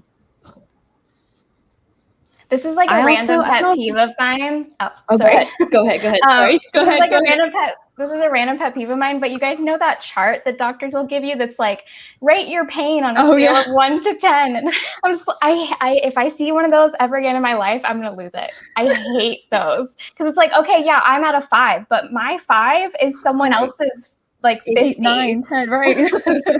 Oh, yeah. Like I'm at a constant 5. Like, right. My dad knows I don't like those. And they sometimes, if you're in like a room, they have it correlating with faces. And so he'll draw mustaches and stuff on the faces instead of rating them for me. Part of me likes to be sarcastic with those because like they'll give you that pain rating or they'll give you like a diagram of your body and be like, shade in the areas that hurt. And for me, like probably the only thing that doesn't hurt on my body is I can't even say that. My back hurts. My neck. That's probably the one thing that doesn't hurt because of like RA. So like I remember going to, especially moving, you have to find new doctors. So going to Florida, it was a mess. And then moving back up here because the doctor I had they weren't available anymore. But I always remember like I would literally mark on the side and be like everything but my back or my neck at the time. And then they would be like, okay, well, what's your pain? I'm like, I don't know. I never know what to say because like those charts confuse me because like I can get like a paper cut and sometimes that's more painful than dealing with like my joint. So I'm like, I think my pain like is just messed up, like my pain levels. So your pain tolerance, especially if it's a chronic pain that you have all the time, because like a paper cut is something sudden and different. And when you're dealing with something all the time, it almost becomes background noise, like a nagging background noise. Yes. I also feel like it might be also different comparing women to men because like I feel like women, we have a general higher pain tolerance. Yes. Yeah. Like, and comparing it to a man, out of us. like listening to like a guy, if he had to like go through the pain that I have to go through every day, like people would be fine and totally be sympathetic of him, like not moving out of the bed, you know, like makes me so mad. This is a more personal story. Brandon actually threw out his back at work like a couple months ago. So he was like dealing with, like stretching your back out and he'd wake up and be like, oh, my back hurts and I'm walking weird so my knee hurts. And I have to like stop myself because I really just want to be like, one, don't talk to me about knees hurting, hips hurting, back hurting because I think I beat you. We're not comparing, but like I would have to help him like stretch out his back on the floor. I'm like, it's just very comical to me, that whole thing, just because of how I am. But yeah, it's really funny because both my mom illnesses. And so whenever my stepdad gets like a cold or something, he turns into the biggest baby ever. And we're like, oh my God, get over it. I will say though, because Crystal's not here, but because with endometriosis, I don't know that much. I don't have that. But I do know that she was mentioning that people like to just associate it with period pain, like cramps. Mm-hmm. And I think that even as like women, they think, oh, endometriosis, the pain is just like a really bad period. And I think even like not just men to women, because I feel like men don't even understand period cramps at all. Like, I'm not even gonna go there. But I feel like even some women, they don't understand that these period cramps, yes, it may deal with you may deal with your uterus and all this stuff, but it's totally different, and it's 10 times more like painful than like I think any normal woman going through just period cramps would have to deal with. So I gotta catch up on comments. I always forget to do this. I'm so bad. Oh yeah, Heather said the pain charts are so ridiculous. Your brain has to lower. Yeah, that's true. Now this is interesting. I know Chris is a nurse, so instead of supposed to be what's your pain 1 to 10, 10 being the worst pain you've ever been in. And then it's specific to you. But again, like, what if your pain is chronic though? Like how? Yeah. Right. And for me, like, I would never say a 10 unless I'm literally like dying. Right. Like to me, a 10 is I'm dead. I died 5 minutes ago. Like, right. You're talking to my soul right now. You're dead, like dead and done. Yeah. That's I didn't really think about it because when they hand you that paperwork, they're just like, here you go, do this paperwork. And all the paperwork is just it doesn't really say that. And then like the nurse will read it, and at least my nurses, they won't be like, oh, okay, so is it like 5 as in like you're having a flare up number 5, or is just like your normal 5 as in like average chronic pain? Because for me, that's different. When I'm in a flare up, my pain can range from 1 to 10, but my normal everyday is a different scale. It's like in my brain, it's 2 separate. Right. Yeah, the scales are definitely flawed. Totally agree. Baseline is usually okay. Yeah, that makes sense. See, but like I mean, I wish you could be my nurse, Chris. I know. I don't think any nurse has ever asked me that. Ever. Or put it that way, yeah. Or put it that way to where like instead of just being like, here's the paperwork, go and be free. Mm-hmm. Do we all have animals near us? Because I don't know if you see them. Like, we're very. I did. Loki was in my lap for most of this, but then he got too wound up, and I had to let him out. Oh no! My dog, he's on the floor right there. Let me. So I have I don't know, is it a question? I didn't know if you guys had any other questions for each other, or you guys in the comments if you have any. Oh yeah, Chris has her new bird. Oh yeah. She's making me tough. Poor birdie. Aw. Do you guys have any more questions or anything? Or anything you want to bring up? Not like may not like be a question, but anything you want to bring up? I would like to see if anyone in the comments has disability, chronic illness recs and books. Like what some of their recommendations. Yeah. Mm-hmm. Like Christina C. Jones is one. Oh yeah, on TBRs. Yep. I have. I'll just say what the comments come in. I have the Man in Charge one. I have With You Forever by Chloe Liese. I got that arc. Oh, did you? Nice. Yeah, I'm working my way through that one. She has IBS, so irritable bowel syndrome. Oh, okay.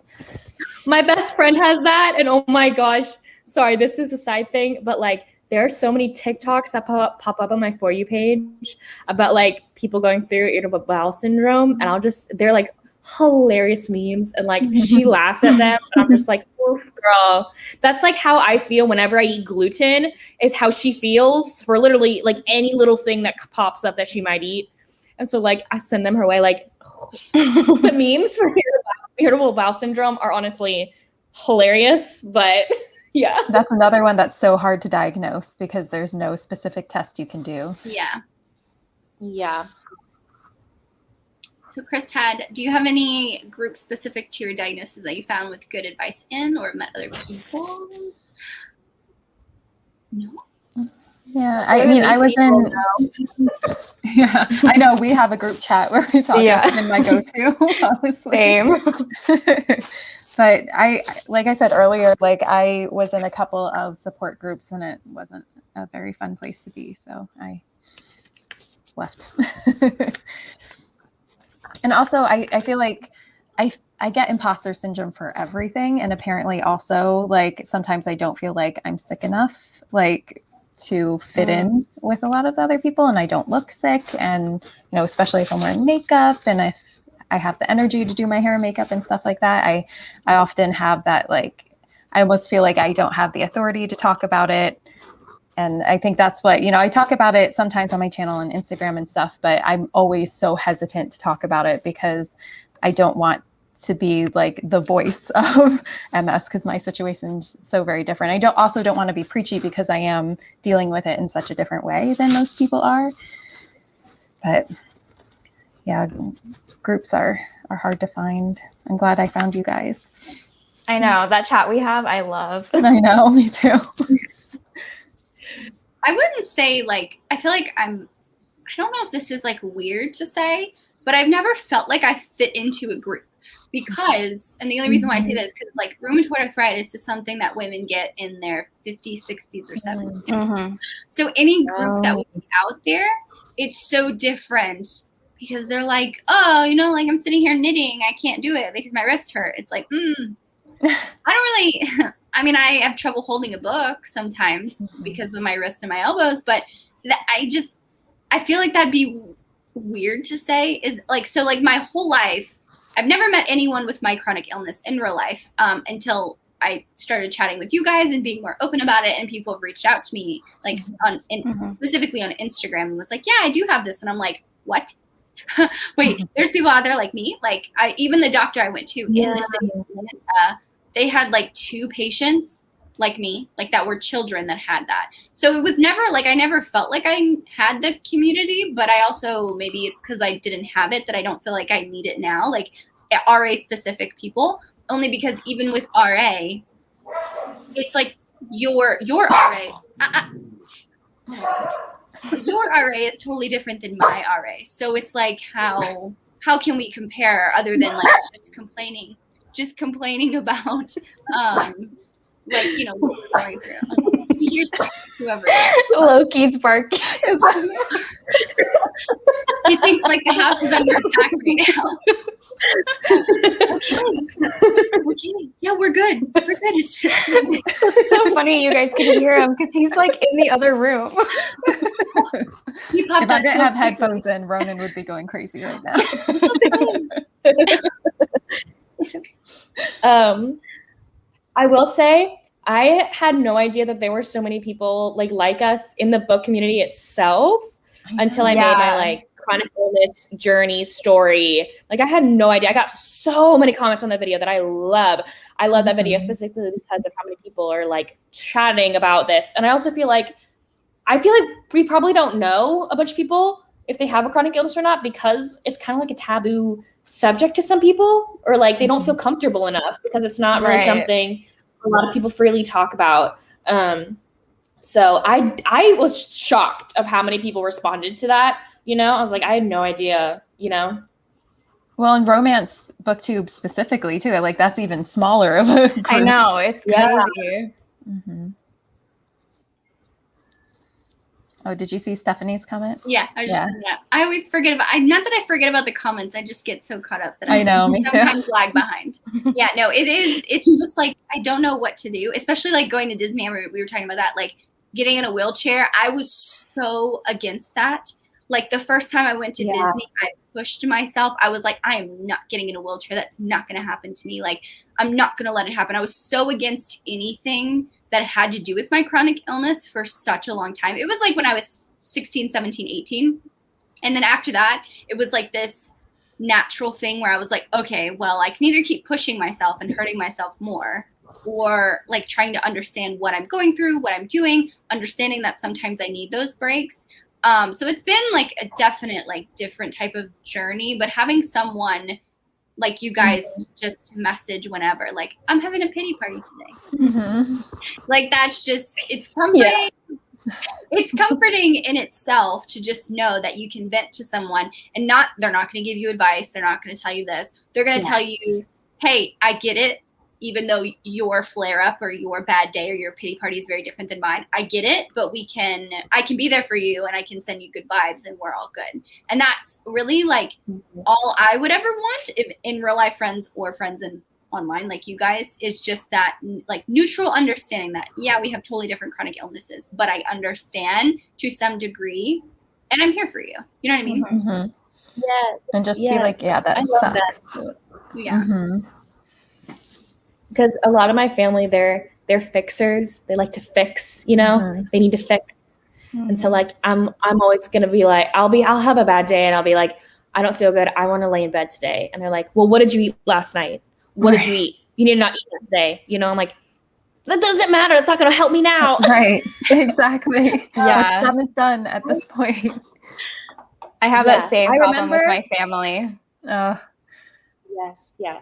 I remember the thing I wanted to talk about with Disney World. I finally remember because you started talking about it, Tori. But I wanted to say, like,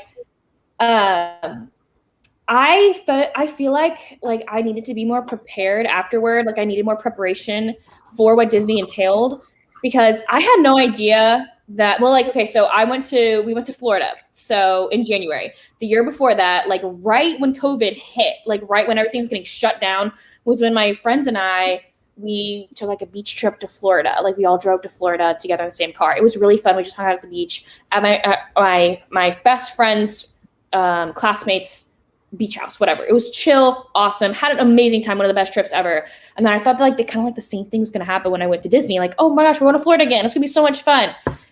I did not realize like how like someone's like typical Disney day is not my type. I've never been to Disney before that point. And like, it's always go, go, go, go, go, go. You don't sit, you keep moving, you go to the next line, you do everything. And I'm just like, I want to sit, you know, like, I don't think my body can handle, my body could not handle. By the time I came home, like my mom picked me up because I didn't drive myself. My car is broken, whatever. And so my mom came and picked me up and I got in the car and started crying. It's like, I am in pain. And like, it's hard because like, they're my friends that took me, like, but they're not like my closest friends, you know? And it's like really difficult. And like, some of my friends, like those two, they're not really like that emotional. Like there's some people who aren't very comfortable with people crying or like being emotional, you know? It's like, I know, like, I can't really reveal my feelings that way for them. So like, I had to like hold it all in, hold all my pain in and everything until the dam finally broke.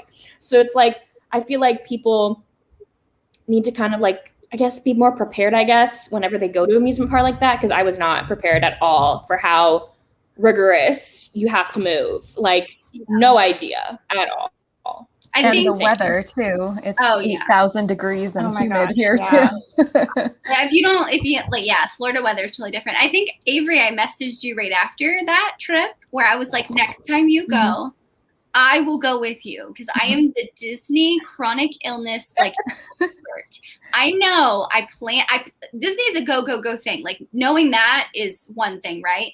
But being like chronic illness, go, go, go. Oh, I have a plan. Like we'll get up early. I'll make sure I have like a good breakfast where I don't get pissy because I'm irritated. Number one.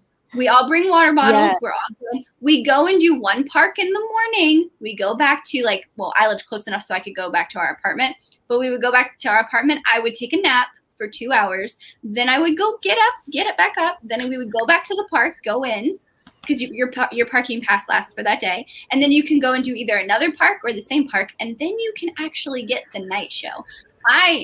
That nap, it's crucial. Also, I have certain spots where I sit down because you can people watch, and that's great. And that's why I'll have like a snack because I bring my own food because it's too expensive. But we'll sit there and have a snack. Well, like Brandon at that time, he smoked cigarettes, so we would go to the cigarette smoking area, which no one's ever over there now. So we would just go sit and chill out there, and it was great. Like I have it down to a T. So next time, I'm inviting myself to this Disney trip.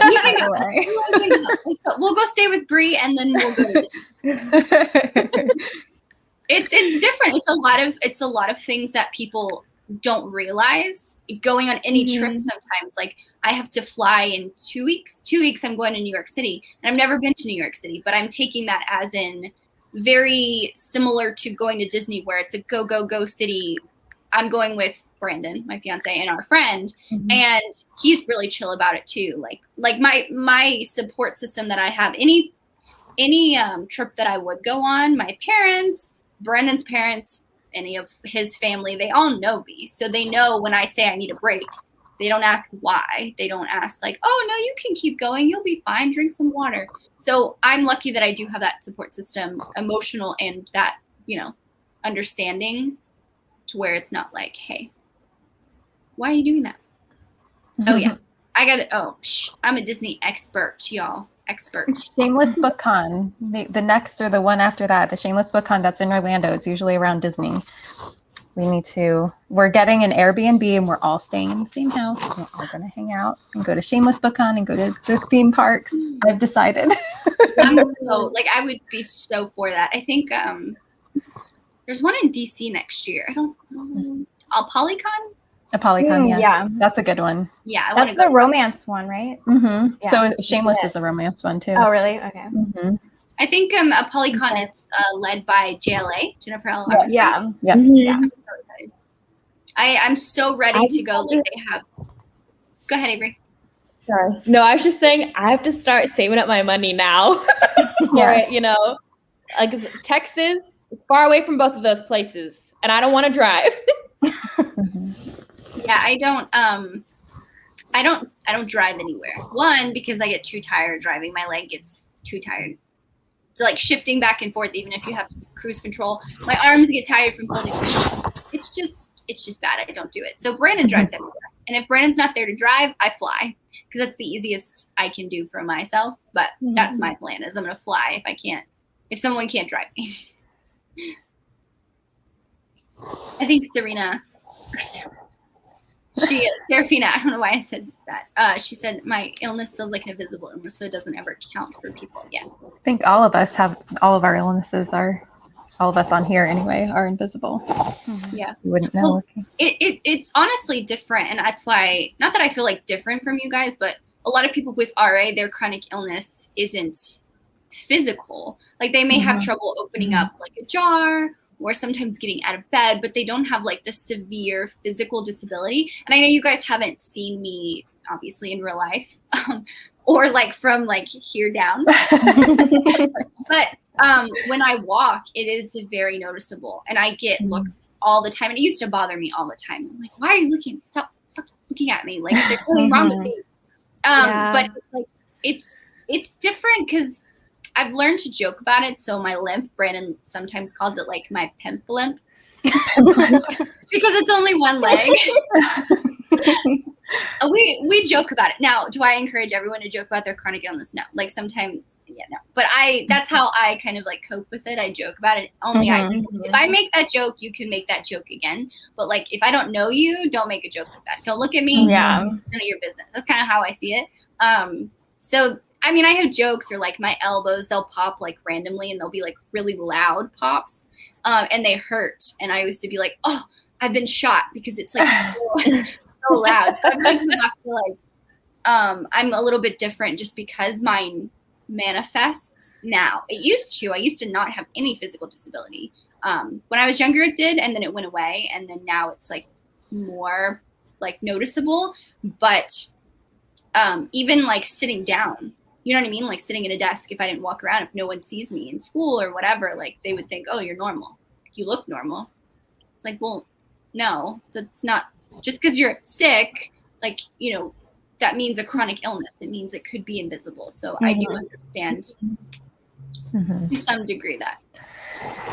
I think the only time like I ever get weird looks is going upstairs. Not downstairs is fine, but going upstairs is really, or an incline is really, really, really hard for me, because when you go on an incline or go upstairs, your heart accelerates.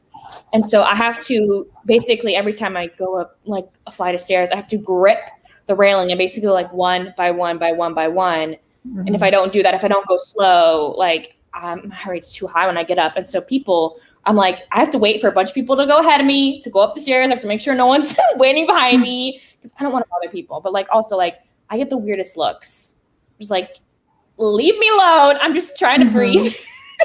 So that's the only time like it's like people can physically see something. And even then, like, it's not even that big of a thing. Like, and it's just like, why do you have to judge me? Why can't I just live? Right. Right.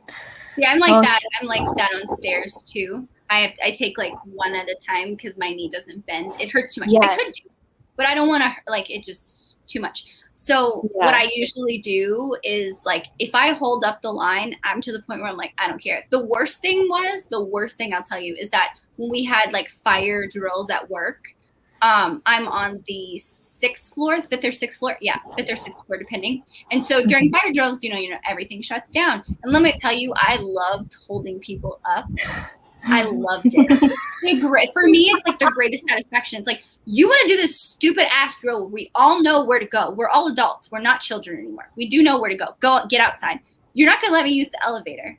Right. Oh, I'm going to hold up everyone from the 5th floor to my floor and down. It's going to be great. We're going to hold everyone up. It's even great when I wear heels too when I decide to do that. But that's me. I love doing that. Or in IKEA, where sometimes like you'll have to take the stairs. And I'm usually with Brandon, and he'll go first and he'll walk slow. So it makes it seem like he's the one that's holding them up and not me.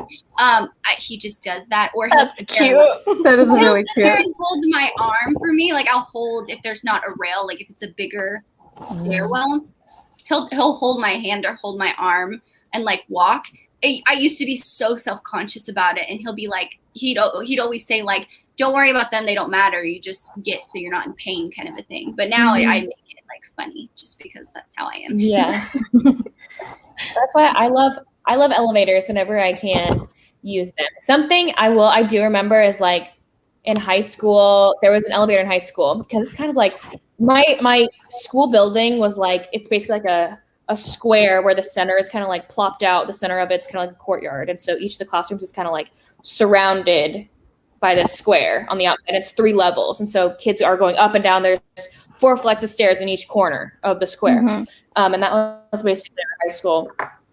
And it was really hard for me because I got diagnosed when I was like a junior in high school. And I tried to get an elevator key because there's an elevator and like teachers always get an elevator key, or you can noticeably see the students who have boots or casts on their feet. Like they will give them an elevator key. And like, I remember like I asked for one. I was like, I would like an elevator key, and they wouldn't give me one. Like they would not. Like they were like, you can go to a classroom nearby and ask one of the teachers to open the elevator for you. Number 1, social anxiety. Number 2, horrible social anxiety, people of authority. So like, no way was I going to ask a teacher to come open the elevator for me. I just go slow up the stairs. Or if I was on the 1st floor, luckily the nurse and I were buddy. She loved me. I loved her. That's the only person I felt comfortable with opening the elevator for me. But like, that was ridiculous. You give a kid with a cast. I get the kid with the casting, okay? But like, me too. I want me too. Yeah, I feel like just like talking about like, I mean, it's Disability Pride Month, right? I feel like a good like closer of this discussion would be like, obviously there is the most obvious ways to make things more accessible for people with disabilities, whether they're like physical or mental, whether you can see them or whether you can't. I think there's like blatantly obvious things, but the whole thing about the social anxiety part of asking someone for something that you need when your illness is invisible is like, just don't be an asshole about it. That's the only thing I can say is like, just don't be an asshole about someone asking you for something. Don't ask them why. Don't ask them to prove it. Like, I mean, I don't know how, I don't understand. My high school was like that. And that's why I get so frustrated is they had one elevator for most of the physically disabled kids that you could see, whether they had a wheelchair, like they were, bound to a wheelchair permanently, or if they had like crutches or like a cast. But like for me, it was always hard to like, I I want to ask because it would make my life so much easier because I hate stairs so much. Even though during the high school, that was when it was invisible. You couldn't really see. I was very active. I did like a sport and all that stuff like that. But still, I wanted that rest time to where I didn't have to walk up 2 flights of stairs to get to my class. And even in colleges, it's something that people don't realize. We're walking from, one end of the campus to the other. If you have a back-to-back schedule and you have 15, 20 minutes to get there, like I'd be like, look, I'm going to be fucking late. I don't know what you're doing. Yeah, exactly. I'm hauling my ass across campus. Okay. I can only walk so fast. And I take shortcuts, but it's a big campus. And I purposely went to the smallest school that I could in Georgia because I didn't want to walk 2 miles to school. And thankfully around that time I had a handicap pass, so I was able to park in handicap areas. But even like college campuses, I feel like that's a whole other thing too, along with your workplace of being accommodating for people with like I said, either you can see them or you can't, disabilities, like mental or physical. Yeah. I have to purposefully now, because I learned my lesson, Tori, about doing something like that. You booking it to another class. And I'd be like dying, sitting in this next class. Like, I hate being late. That's one of my biggest fears. I hate it. I hate it so much. And so like sitting there, being possibly late, my heart's racing, chugging water in a classroom where a professor doesn't want you to eat or drink in their class. It's just like, frustrates me. Now I make sure I have at least an hour gap before my classes. I can't anymore. I'll just sit on campus for an hour, read a book, do some homework, whatever.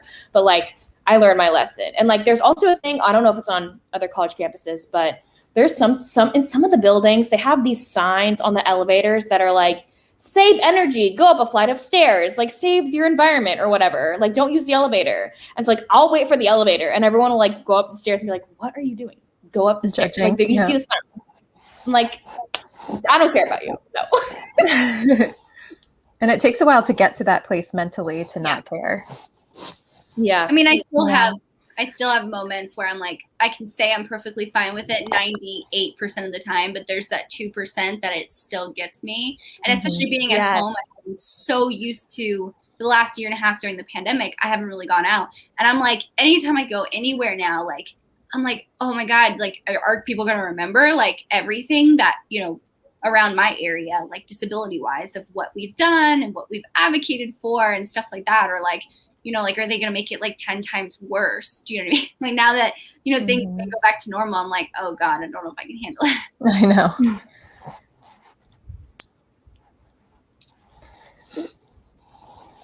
Oh, good. So you can watch it back. You can watch it back. Oh, is it? Boring. Anyway, we're coming up on 2 hours. I don't know if you guys have anything in the comments that you guys wanted to ask us, or if you guys wanted to have anything to talk about. But I feel like it's been a good chat. I love having it. Yes. So I have one last book recommendation for everybody here, because if you're here, that means you want to know more and maybe see what you can do to help. And I would say read Disability Visibility by Alice Wong. Oh, I want to read that so bad. It's really good because it's such a diverse group of voices that you hear from. And I think, we talked about it, the more that people are educated about it, the better it will be for people with disabilities and chronic illnesses, and the more accommodations that hopefully there will be. So that is just one small way that you can help us read a book like that. And if you're here, you're probably a reader. Yes, that book too, Disfigured, is really, really good. I read this last month or the month before it, because I saw you were talking about it. And it actually is. I listened to the audiobook even though I had the physical book, and it is really, really like good. And Disability Visibility, I follow them on Instagram, and that's been a book that I've been wanting to get to a lot, just because I've heard so many good things. Well, it's a quick read too, and it's something that it's a collection of essays. So it's something, if you want to read it while you're reading other things, like in between books, read one of the essays and then go on to reading another book. And I read it all in one shot because I was just so fascinated by everything, and it was great seeing like a lot of things that I could relate to in it. But yeah, I would highly, highly recommend that book. Yeah, that's a good one. I forgot. I always forget about like those nonfiction type books that are still really good reads. I'm trying to pull one up that I wanted to read. It's on Kindle Unlimited. It's a nonfiction one. I'm trying to pull it up. Oh. I forgot the name. There's an autoimmune paleo. Is it paleo diet or autoimmune diet? That's sometimes it's autoimmune paleo. Sometimes it's autoimmune protocol. Yeah, there's but that's on KU. I know. I was like, what? Also, sorry if I cut out at some point. When it rains, the internet gets even worse. Oh no. Poor Avery. And just for everyone too that's hopping on, I'll go back and add all of the books that we've mentioned. If you didn't get to write them down or you forget them, I'll have them listed. It might take me a second because I got to go through and remember what everyone said, but they'll be in the description box. Here, I think it's about to pop up. Man, I don't know where it went. I think it's on my wish list, but I'll tell Tori to put it in the description when I find it. I'll do that. That works. Yeah, I need to find more. I'm also on a mission to find some good children's books. So I have like 16 right now, and I'm going to read them with my kids, and I will eventually have some recommendations for those of you who are parents. That's awesome. Well, I just want to say thank you once again, you ladies joining me. And Crystal, I know she hopped off, but Crystal as well for this short time. Love Crystal. I love talking to you guys all the time. Yes. Mm-hmm. But I love that we got to celebrate Disability Pride Month in our own way, in our little like romance booktube community way, and talk about some books that we love in the romance book world that does actually a good job with some representation. And I'm grateful for everyone who came today. That it means a lot to me, like seriously, that you guys care enough to, and whether you're watching it later or you're watching it now, I appreciate you guys. Thank you. Yeah, it's great. So I will leave everyone with one little piece of thing. If you have a chronic illness or disability or not, just be mindful. That one word, just be mindful of anyone that has whatever they have. It's not based on you to judge them or try to understand. Just be mindful. I feel like that's a good word that I thought of this whole time. Like, what is like one good word? Just be mindful. Because you never know what someone's dealing with. Because it could be physical or it could be mental. It could be invisible, if you want to call it that. It could be anything like that. So, yeah. Thank you so much, everyone, in the comments for joining. Yes, thank you. Thank you, ladies. I had such a good time. So, bye, everyone. Love you guys.